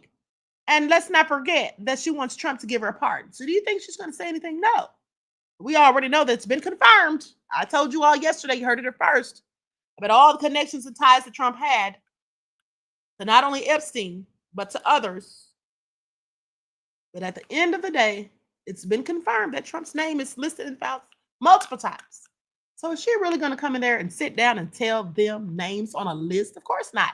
This is all smoke and mirrors, people. It's all meant to distract us and keep us focused on the bullshit and keep us arguing and bickering amongst ourselves and mad and low vibrational energy. Well, meanwhile, Trump's doing other nefarious things behind the scene, like I showed you on the video days ago. If you missed that video, please go back and check it out. Andrew said, remember the 800,000 children that go missing a year in America? Exactly. Very accurate statistics as well. That's absolutely about how many it is. Over 800,000 children go missing in this country alone. This country alone. Okay? You think these people in a country where they don't even want you to talk about certain things, where they've been known to engage in corruption and hide things come up missing, all of a sudden the FBI can't find the evidence. All of a sudden, 30 years later, you find out the CIA was actually involved in things. You really think we're going to get the truth out of this damn country, out of this government? Why would we? I don't think so. But let's continue to entertain ourselves, shall we? Again, what is a really unusual meeting today with the Deputy Attorney General of the United States and a convicted felon? That's right, John. This is really going to be a very unusual meeting, in part because, there's two burning questions. What does Ghislaine Maxwell know, and what can Todd Blanche, the Deputy Attorney General, really offer her to get her to talk, right? And so the big question here remains, Ghislaine Maxwell has a goal, which is to get out of prison. She has a 20-year sentence that she is serving. She has maintained her innocence, and so she really doesn't have much of an incentive to tell Todd Blanche anything unless she can get something in return. And as we pointed out, she wants to get out of prison. So we'll see how that meeting goes down in Tallahassee, which is where the Deputy Attorney General has headed today. And as you pointed out, look, the names that Ghislaine Maxwell knows about, the names of people who were associated with Jeffrey Epstein is on everyone's mind, including the president. We were told that our team was told at the White House that the president was briefed by Todd Blanche and by the Attorney General Pam Bondi that his name was in those files, which the FBI spent several weeks reviewing and redacting some of that information. And so that really does color some of the discussion on this. You pointed out correctly that the president's name occurring there, or the name of dozens of other people, doesn't mean that they did anything wrong. And so the question remains, how can we get those files?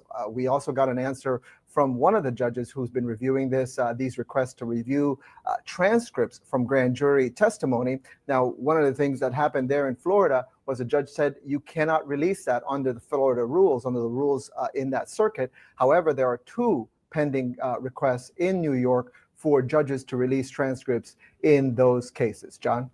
Hello. Okay, I'm over it.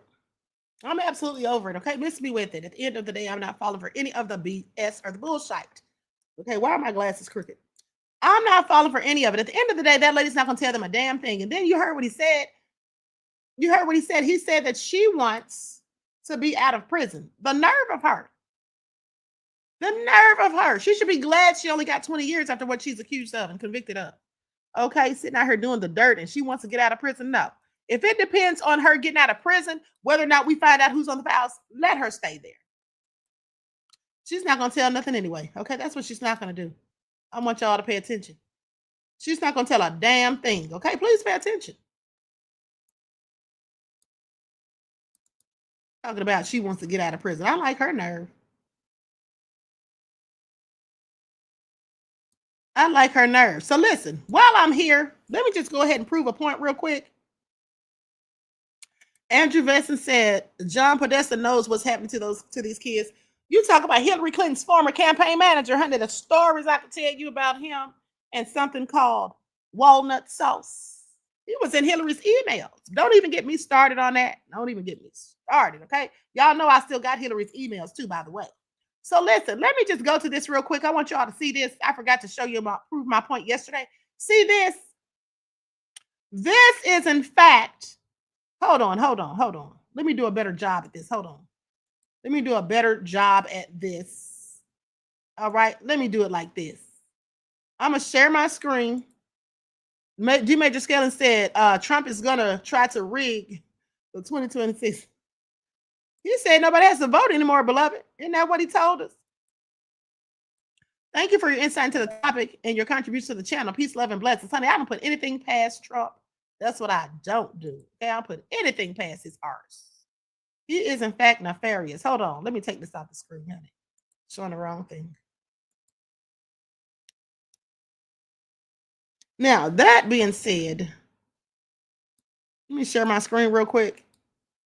So remember last night when I was talking about Cassie and the S workers that are suing her and whatnot, suing her and Diddy, and how the man said she was lying. Okay, I want you all to pay attention. This right here, remember I told you all I had the transcripts sent to me by Diddy's attorney? Let me try to enlarge this so you can see it better. Okay, now, I mean, not Diddy's attorney, by Diddy's publicist, Holly. Okay, now remember how somebody said that, oh, they giving out the transcripts because they want us to read certain stuff on there or whatever. Now I want you all to see, I just clicked on that. You can see her name was on there, so that's who it came from, Holly. With that all being said, here's just one of the transcripts. I'm not going to go through all of them, but I have lots of them. Now I want you all to pay attention because somebody said that there was highlighted parts on here. Highlighted parts for us to read. Okay, do y'all see the damn thing highlighted? I'm just telling y'all how liars lie. Talking about people got paid $60,000 to read parts of transcripts. Why would somebody need to pay anybody to read the damn truth? The only people who get paid is the ones who tell lies. Okay, that's how that works. People who tell lies are the ones who get paid. You don't get paid for telling the truth. In fact, people get upset when you tell the truth. They don't want to hear it sometimes. The truth hurts. Okay, and I'm just going to scroll through all of this, and I'm not going to go through this whole thing, but I just want y'all to see. This is 265 pages. Okay, none of these pages are highlighted with any darn thing. I just want y'all to pay attention. No matter where I scroll to and stop, this is the last couple of pages. None of that stuff. I want y'all to pay attention. And the reason I'm showing you this is to prove that Tisa Tells is just a liar who lies, okay? Sitting there trying to say that people got paid $60,000. Where the hell should she even get that figure from? And then saying that the transcripts were basically highlighted. There's nothing highlighted, okay?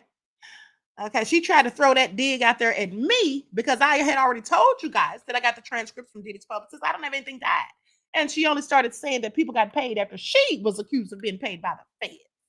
Telling those dumbass lies that everybody found out and knows, everybody with sense that is, knows are now lies. Because nothing she said came to fruition. Okay, the RICO was never going to be proven. And let me just tell you all something else too. Hold on. Since y'all want me to stay, okay, since y'all want me to stay, hold on. Let me just pull up one more thing. Hold on, beloveds.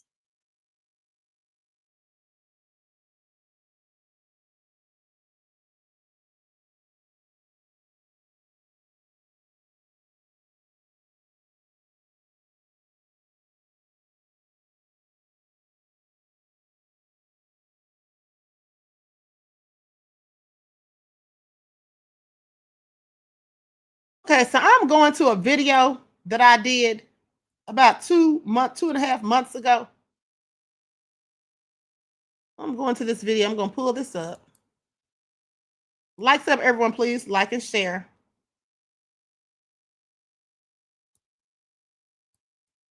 And I'm just going to tell y'all something.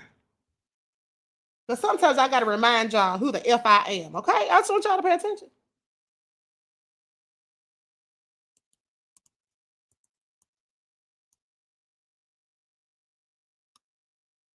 Okay, here we go. This video is from May the 13th of 2025.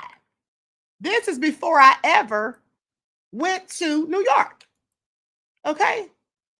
This is before I ever went to New York because I didn't go to New York until maybe the end of May or the beginning of June, like the first day of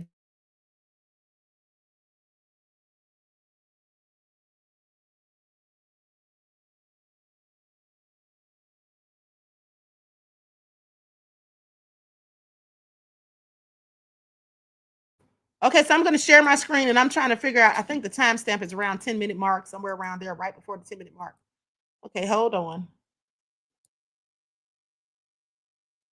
Now I want you to hear what I said. Even back then. I'm going to go to like the 9:15. Say he repeatedly physically abused her. In 2009, he threw her to the floor in an SUV and stomped on her face. In another instance, Combs learned that Ventura was dating another man. He beat her, brutally kicking her in the back, and flinging her around like a rag doll. So let me ask you all this. I'm not going to go through this article. It's too long, and we already heard all this before. The question is, excuse me, I'm losing my voice, but the question is, for those of you all who listened to the broadcast on yesterday, or maybe you heard it from another content creator, whomever, what do you think about what you have heard thus far? Do you think that thus far that the feds are proving a case of possible RICO with S trafficking involved, or does it sound like domestic violence to you? Once in the chat, if you think that the feds are proving their case thus far as if this is looking like trafficking, or two, if you think it's coming off as domestic violence and just a person with a terrible temper. Okay, because I'm sorry, I'm not seeing where the trafficking's coming in right now. For me, it's giving domestic violence. Okay, I do believe Diddy was doing something nefarious. Okay, Diddy may have been trafficking, but they're not proving that thus far to me. Okay, so lots of people put in twos. Mama Joycelyn said domestic violence. That's what it's given. They sit there and keep talking about him beating Cassie, and doing this and doing that. But all of that is domestic violence. Okay, because they were in a relationship, so that's what it was. Please show us where the trafficking is. They need to get it together, prosecution. Okay, if y'all want Diddy to go down, y'all better get it together and come better than this. Okay, because right now the math ain't mathing right now. And here's the thing: not Officer Flores, but the other defendant or the other witness, Daniel Phillip. Now, here's some of the stuff that I didn't tell you all yesterday because it wasn't coming in some of the info. But my friend later told me. Remember, I told you I have a source down there, and they basically told me that not only did they talk about Cassie being urinated on or whatever, and even her mouth and all of that, but that Cassie's the one who told the S worker to do it. That Cassie's the one who told the S worker to do it, and also that her and Diddy were coaching him. Remember that time when they said she was choking off of it or whatever? Well, that's because it was coming out too fast or something like that. And so Cassie and Diddy supposedly were telling the S worker, you got to drizzle it. Okay, I think that's enough to prove my point. Okay, so with that all being said, I told you all before I even went to New York that they were not proving their case. Now, I must admit that at one point I did think that they were proving it, but then I said, no, they actually aren't because they have not proved the main thing. Okay, which was the criminal organization. And so I just want you all to pay attention, honey. See, the queen always keeps it real is all I'm saying. I don't paint lies and false narratives. I don't sit up here and embellish stories. I don't do any of that bullshit because I don't have to. Okay, I don't have to. When I tell you something, you can believe it. You can take it to the bank and you can cash it. That's what you can do. Okay, because what I don't do ever is sit up here and tell lies. That's what I don't do. I'm not in the business of lying. You see, because if you tell one lie, you got to tell another. Then you got to try to keep the lie going and try to make everybody believe it and convinced. You have to embellish things. Then when you get caught in your lie, you got to double back and try to figure out a way to cover it up. So then you got to lie on the people who called you out on your lies in the first place. That's how that usually works. I don't have time for all that. I don't have time for all that because first of all, it's so easy just to tell the damn truth. Some people are pathological liars, and so telling the truth just isn't in them. And quite frankly, they just can't help but lie. That's what's wrong with some people. And so they sit up there and they just lie and lie and lie and don't know how to stop because quite frankly, they don't want to stop. They can't stop. Okay? They don't want to stop, but they're going to get sued. That's what's going to happen. They're going to get sued one of these good old days, and I'm going to be here for it. Okay? Because that's what happens when people just keep lying. Now, one day they're going to slip up. They're going to be just like that liar named Tyrone Blackburn getting sued. I want y'all to pay attention.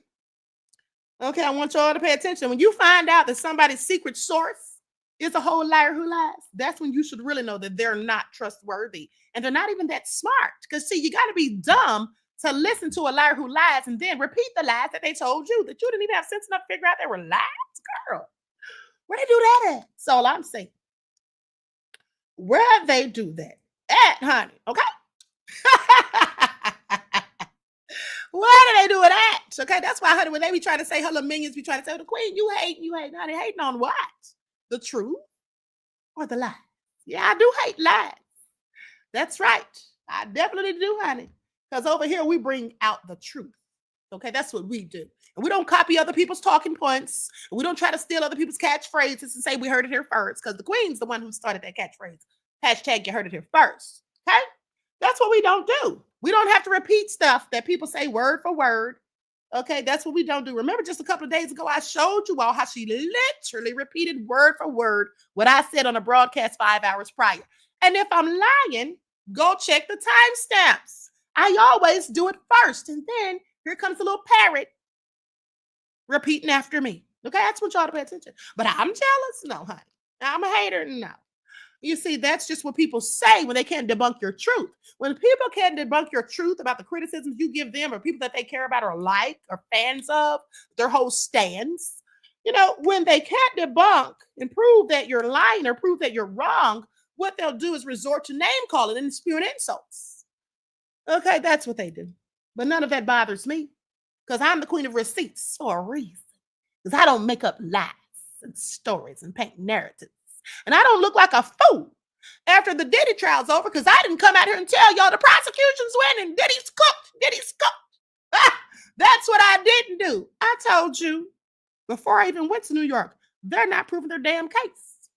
And apparently I was right, as per usual. Okay, please pay attention. By the way, Diddy's not getting 20 years, okay? 10 years for each count, like that fool also said. Well, the reason it's being because no matter whether the judge likes Diddy or not, okay, there's something called sentencing guidelines when you're sentencing someone who is a federal convict, okay? Now, the judge does have their discretion, but how stupid would the judge look?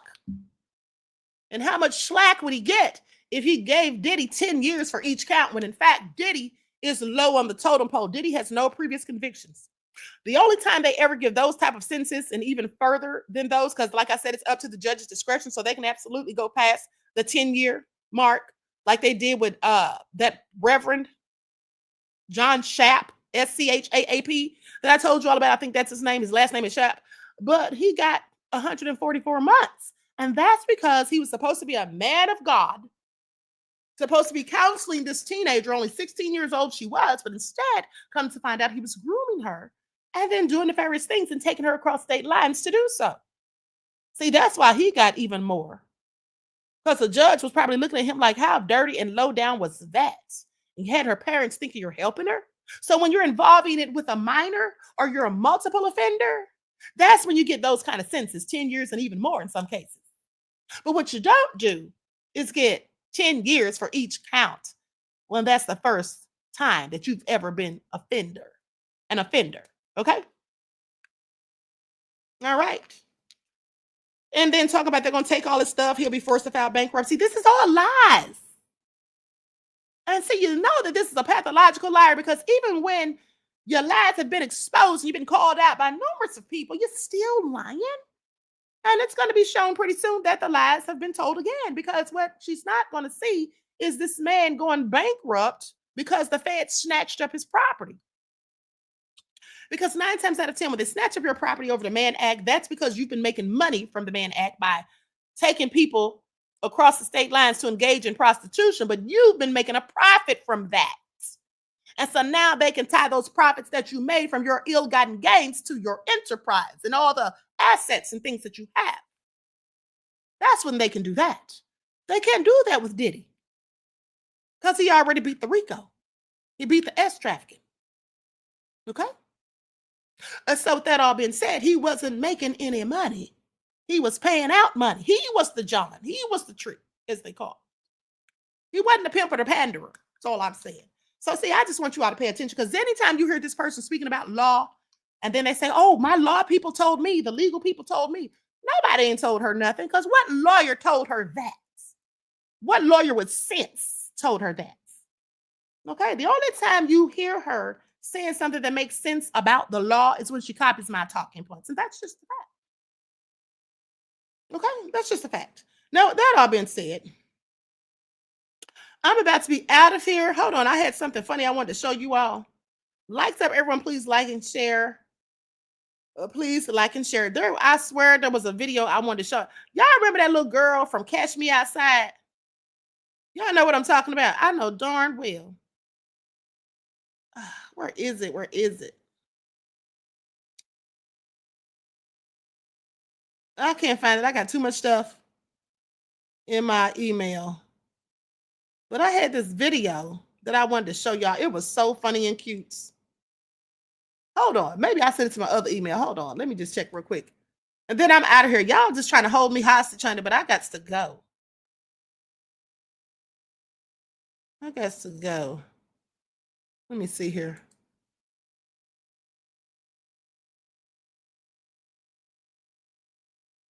Here it is right here. I knew I had it. Okay, I had it since yesterday. Okay, so hold on. I'm going to share my screen.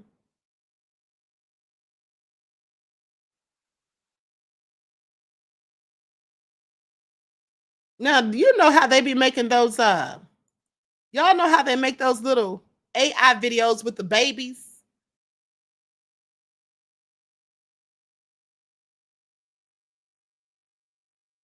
Hold on, let me put something over it. I need to quit stealing these folks' videos without their permission. Okay, here we go. I always do, and they never catch me. Ain't nobody gonna catch me.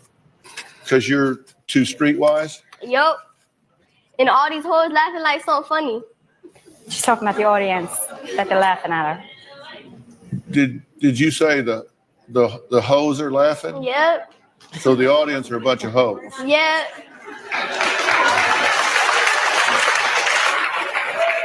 Catch me outside. How about that? Huh? Catch me outside. How about that? Catch you outside? What does that mean?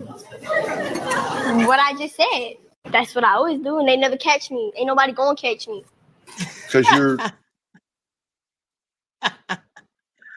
When I tell you that was one of the funniest, I think her name is Danielle Beloved. When I tell you that was one of the funniest episodes of Dr. Phil that I have ever seen. She thought she was so street smart and about it. Girl, if you don't sit your little self down somewhere, talking about catch me outside. And then what, ma'am? That was too funny for me, honey. That was a bad arse little girl, honey. Couldn't have been my daughter, honey, because she'd had a well-whooped arse, okay? Big Emmy said, not the hoes are laughing. Yeah, that's what she said. All these hoes out here laughing like it's something funny. Dr. Phil was looking at her like she was straight crazy, okay? Sitting up there acting like she's a whole thug, okay? A gang member or something. Girl, sit down somewhere. Because guess what? People who are really tough don't have to talk tough, okay? That's what they don't have to do. People who are really tough don't have to talk tough. They don't even have to say any damn thing, okay? All that tough talk, honey, it is also hilarious to me. But so anyway, Christopher says she on OnlyFans now. Is she? Jay McClinton said the queen is a baddie. Honey, not a baddie. Claudette said, I remember that show. Honey, this is all crazy. Okay, Mr. Lisa said, well whooped ours. I know that's right. Honey, imagine your child sitting up there embarrassing you on national TV, talking crazy to Dr. Phil and the audience. Honey. Oh, Jim Tree said, meet me outside in my DMX voice. Okay, now that's who you don't want to meet outside. But that little girl talking about catch me outside. Girl, and what you gonna do once we get there? You ain't gonna do nothing, honey. Okay, like she was just hardcore. These kids are something else these days. Let me tell y'all something. These little kids today are soft batched. Okay, these little young folks, they don't want to hear the truth, but it is to be told. These youngins are soft batched. Okay, listen, when we were growing up, we drank out of the water hose. Okay, we walked to the store 10 blocks away by ourselves. Okay, I mean, we did it all, honey. We rode bikes with no helmets, skateboard, no knee pads. Honey, we lived on the edge. Do y'all hear me? Went to the swimming pool by ourselves at the age of 6. Didn't even know how to swim, but we never drowned. I'm just saying, honey, we were the shish. Okay? All right, please pay attention. Jeff ATL said Queen would have had welts on that ace. Okay? I mean, do y'all remember some of the things we did, honey? These little people today, they don't even know how to use a rotary phone if you paid them, honey. Let's say what? Okay? Please pay attention, honey. All right? We stayed outside all day. Literally all day. We go outside in the morning on a Saturday and stay out there all darn day till the street lights came on. Our parents didn't know where the hell we were, but they knew that we better be back for the street lights come on. Okay? We might come back to the house every now and then to get a snack or get a peanut butter and jelly sandwich or something like that, but we're right back out there, honey. We didn't wash our hands when we was at school for lunch. How many of you remember washing your hands when you were at school for lunch? I promise you, I don't remember, and I knew better. But I remember, as I think about it, leaving the classroom to go to the lunchroom, get your lunch, you touching all this dirty stuff, you touching the counters, you sitting down at the table, and then wash nary your hand. Do y'all remember that? But we didn't get sick because we had tough immune systems, because we were so, used to being around germs, playing in dirt and all that. Okay, dropping our candy and God kissed the devil missed it, still eating it. These kids we have today, honey, they don't even know what's going on in this world. Okay, they don't even know what's going on in this world, honey. They got weak immune systems. They're allergic to foods. I ain't never heard of that when I was growing up. Allergic to what? You can't eat peanuts. Allergic to bee stings. We didn't hear about any of this when we were growing up. That's right. Terry Hinton said tag football and kickball. Okay? I mean, at the end of the day, we had fun, honey. We made our own fun. These kids today are spoiled. They want too much, and they're so disrespectful, some of them. Look how that little girl was talking. Catch me outside. These hoes out here laughing like something funny. She wasn't any more than about 13 or 14 when she did that video. Okay, please pay attention. All right? We were studious kids. We might have gotten in trouble every now and then at school, but we knew how to behave. And we said yes, sir, and no, ma'am. We had respect for our elders. Okay? And our parents didn't get mad if a neighbor told us something that we should or shouldn't be doing and criticized us or made us stop doing something. If you got into a fight, anybody whose parents saw it would come and break it up. Now, these young parents, get your hands on it. Don't be telling my child what to do. That's why your child is a thug, ma'am. That's why your child is in a gang, ma'am. Oh, but you don't care because your child's out here selling rugs on the corner and giving you some of the money to pay your bills. When you live on Section 8. See, that's the kind of stuff going on today. So I'm just saying this is all crazy. Ooh, honey, I'm glad I didn't grow up with these little vagabonds that's roaming around here now. I am so glad, honey, that I don't know what it's like to live in a world of fantasy, honey, because they don't live in a real world. You see, like we all did. We lived in the real world. They live in a fantasy world, okay? Where cows jump over the moon and the dish runs away with the spoon. That's where they live. Fantasy. Where once upon a time and all that. Okay? They just don't even know what it's all about. Mm-hmm. These children are a whole hot mess is all I'm saying. All right? They are a whole hot mess. Now, there are a few good ones out of the bunch, but most of them, they just are lost in the sauce. Out here doing all these crazy challenges on TikTok that are clearly dangerous. Y'all remember that crazy challenge they had where they were eating the little dish thing, the little stuff that you put in the dishwasher? And then they bite down. Who does that? How about the one where they pour hot water on themselves or somebody else? This is all illegal. Isn't this assault? I mean, they're out here just doing all kinds of crazy things. And honey, they think it's normal. And then we keep asking ourselves, who's raising them? Well, we know who's raising them. Crazy are his parents, who are really too young and inexperienced to, in fact, be parents. Some of our parents had us when they were 16 and 17 years old, but they still had plenty of sense. They still worked full-time jobs and went to school. They may have had to go to night school, correspondence school, or even Job Corps, but they worked and went to school. That's what our parents did. They still got their degrees. And they made a living, and they told us, you better not go nowhere and embarrass me, or wherever you embarrass me, I'm going to embarrass you. So we knew how to act in public. These kids, now they throw tantrums in the store when they don't get what they want. They talk trash and threaten their parents, and the parents take away their cell phones. You're going to threaten me over a phone that I'm paying for? You got me effed all the way up. But this is what they do because they're spoiled. That's why you got to learn to tell these kids, no, you know, in the Bible it says, and I quote, spare the rod, spoil the child. You're not supposed to spoil your kids, but see, parents spoil their kids these days because a lot of them think about what they didn't have when they were growing up. Guess what? What you didn't have when you were growing up, they shouldn't have either. They're no better than you. You need to teach them responsibility, how to live and thrive and work hard to earn a dollar and do what they got to do. Because I promise you, when you sit there and give them everything they ask for, and you just load them up with money, and every time they come, Mom, Dad, and you give it to them, you're teaching them to be irresponsible, and hence you're crippling them. And you're making them ready to live in a fantasy world and not in reality. So you're not doing them any favors. Okay. Now I'm out of here. You know, I'll send you all invoices for this segment. All right. I need my coins, people. All right. I'm not Dr. Phil, but I still need my coins for this counseling session. No, but seriously, this is what they do. Nubian Cutie said latchkey kid. We figured it out and quickly too. Yes. We'd get off the school bus, walk home to an empty house because our parents were at work making money. And we'd unlock the door, go in, cut on the TV, find us something to watch, the after school specials. Okay? Go in there and fix us a peanut butter and jelly sandwich or something our parents left in the refrigerator for us. Sit down and eat like we had sense. Sneak our little friends in, because you know the parents were like, black parents was like, don't have nobody in my damn house while I'm at work. But we would every now and then sneak somebody in so we can watch TV or just talk or do our homework together or whatever. Okay? I couldn't do that because my neighbor used to snitch on me. My neighbor used to snitch on me, honey. My mother called the house. Who the hell you got in my house? Nobody, Mom. Doing homework.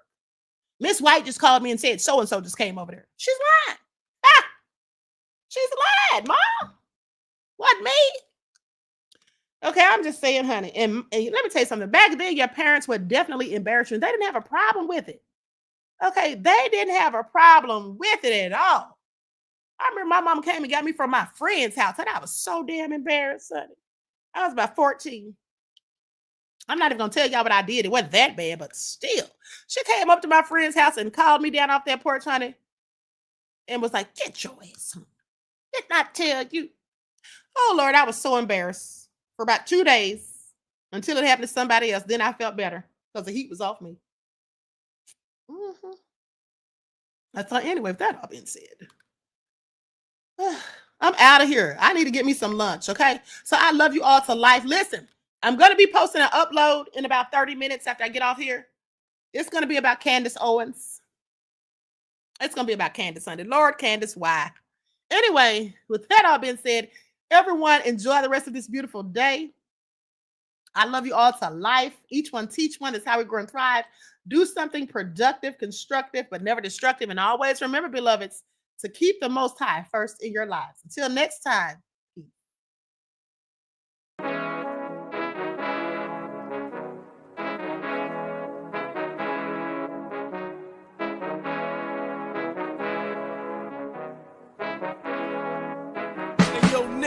With that gold all in my skin, God all in my blood, kings all in my circle. You touch one of mine and you're done. They show no love for the queen.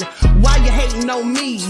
Is it cause I'm free and I got Malcolm X in my jeans? I got dreams like King Luther, shed blood like Kunta. You ain't helping my people, I ain't got nothing to say to ya. I want all the smoke like hookah. Talking reparations, America won't be great until they give us compensation. I'm like, I'm the hottest right now. See a bunch of lames out here trying to jock on my style. They be doing too much. I'm the queen, it's too easy. It's like they all at Popeyes, how they be talking so greasy. I just sit back and laugh while these haters get madder. So nefarious how they don't want my pockets with cheddar. I tell them they can do better. These snakes in the grass can leave a bite on your ass, cause y'all be trusting too fast. I got my foot on the gas, other one on they necks. Dropping receipts on haters, you better show some respect. I'm never facing regrets, we only facing the threats. Running through every challenge like a relay, break no sweat. It's a cold game, so I got that blanket with me. Now that my people awaken, ain't no going to sleep. I do not play by my piece. This time I'm playing for keeps. You talking slick, but when I see you like them ends, we gon' meet. And I got gold all in my skin, God all in my blood, kings all in my circle. You touch one of mine and you done. They show no love for the queen. Why they hating on me? Is it cause I'm free and I got Malcolm X in my jeans and I got gold all in my skin, God all in my blood, kings all in my circle. You touch one of mine and you done. They show no love for the queen. Why they hating on me? Is it cause I'm free and I got Malcolm X in my jeans and I got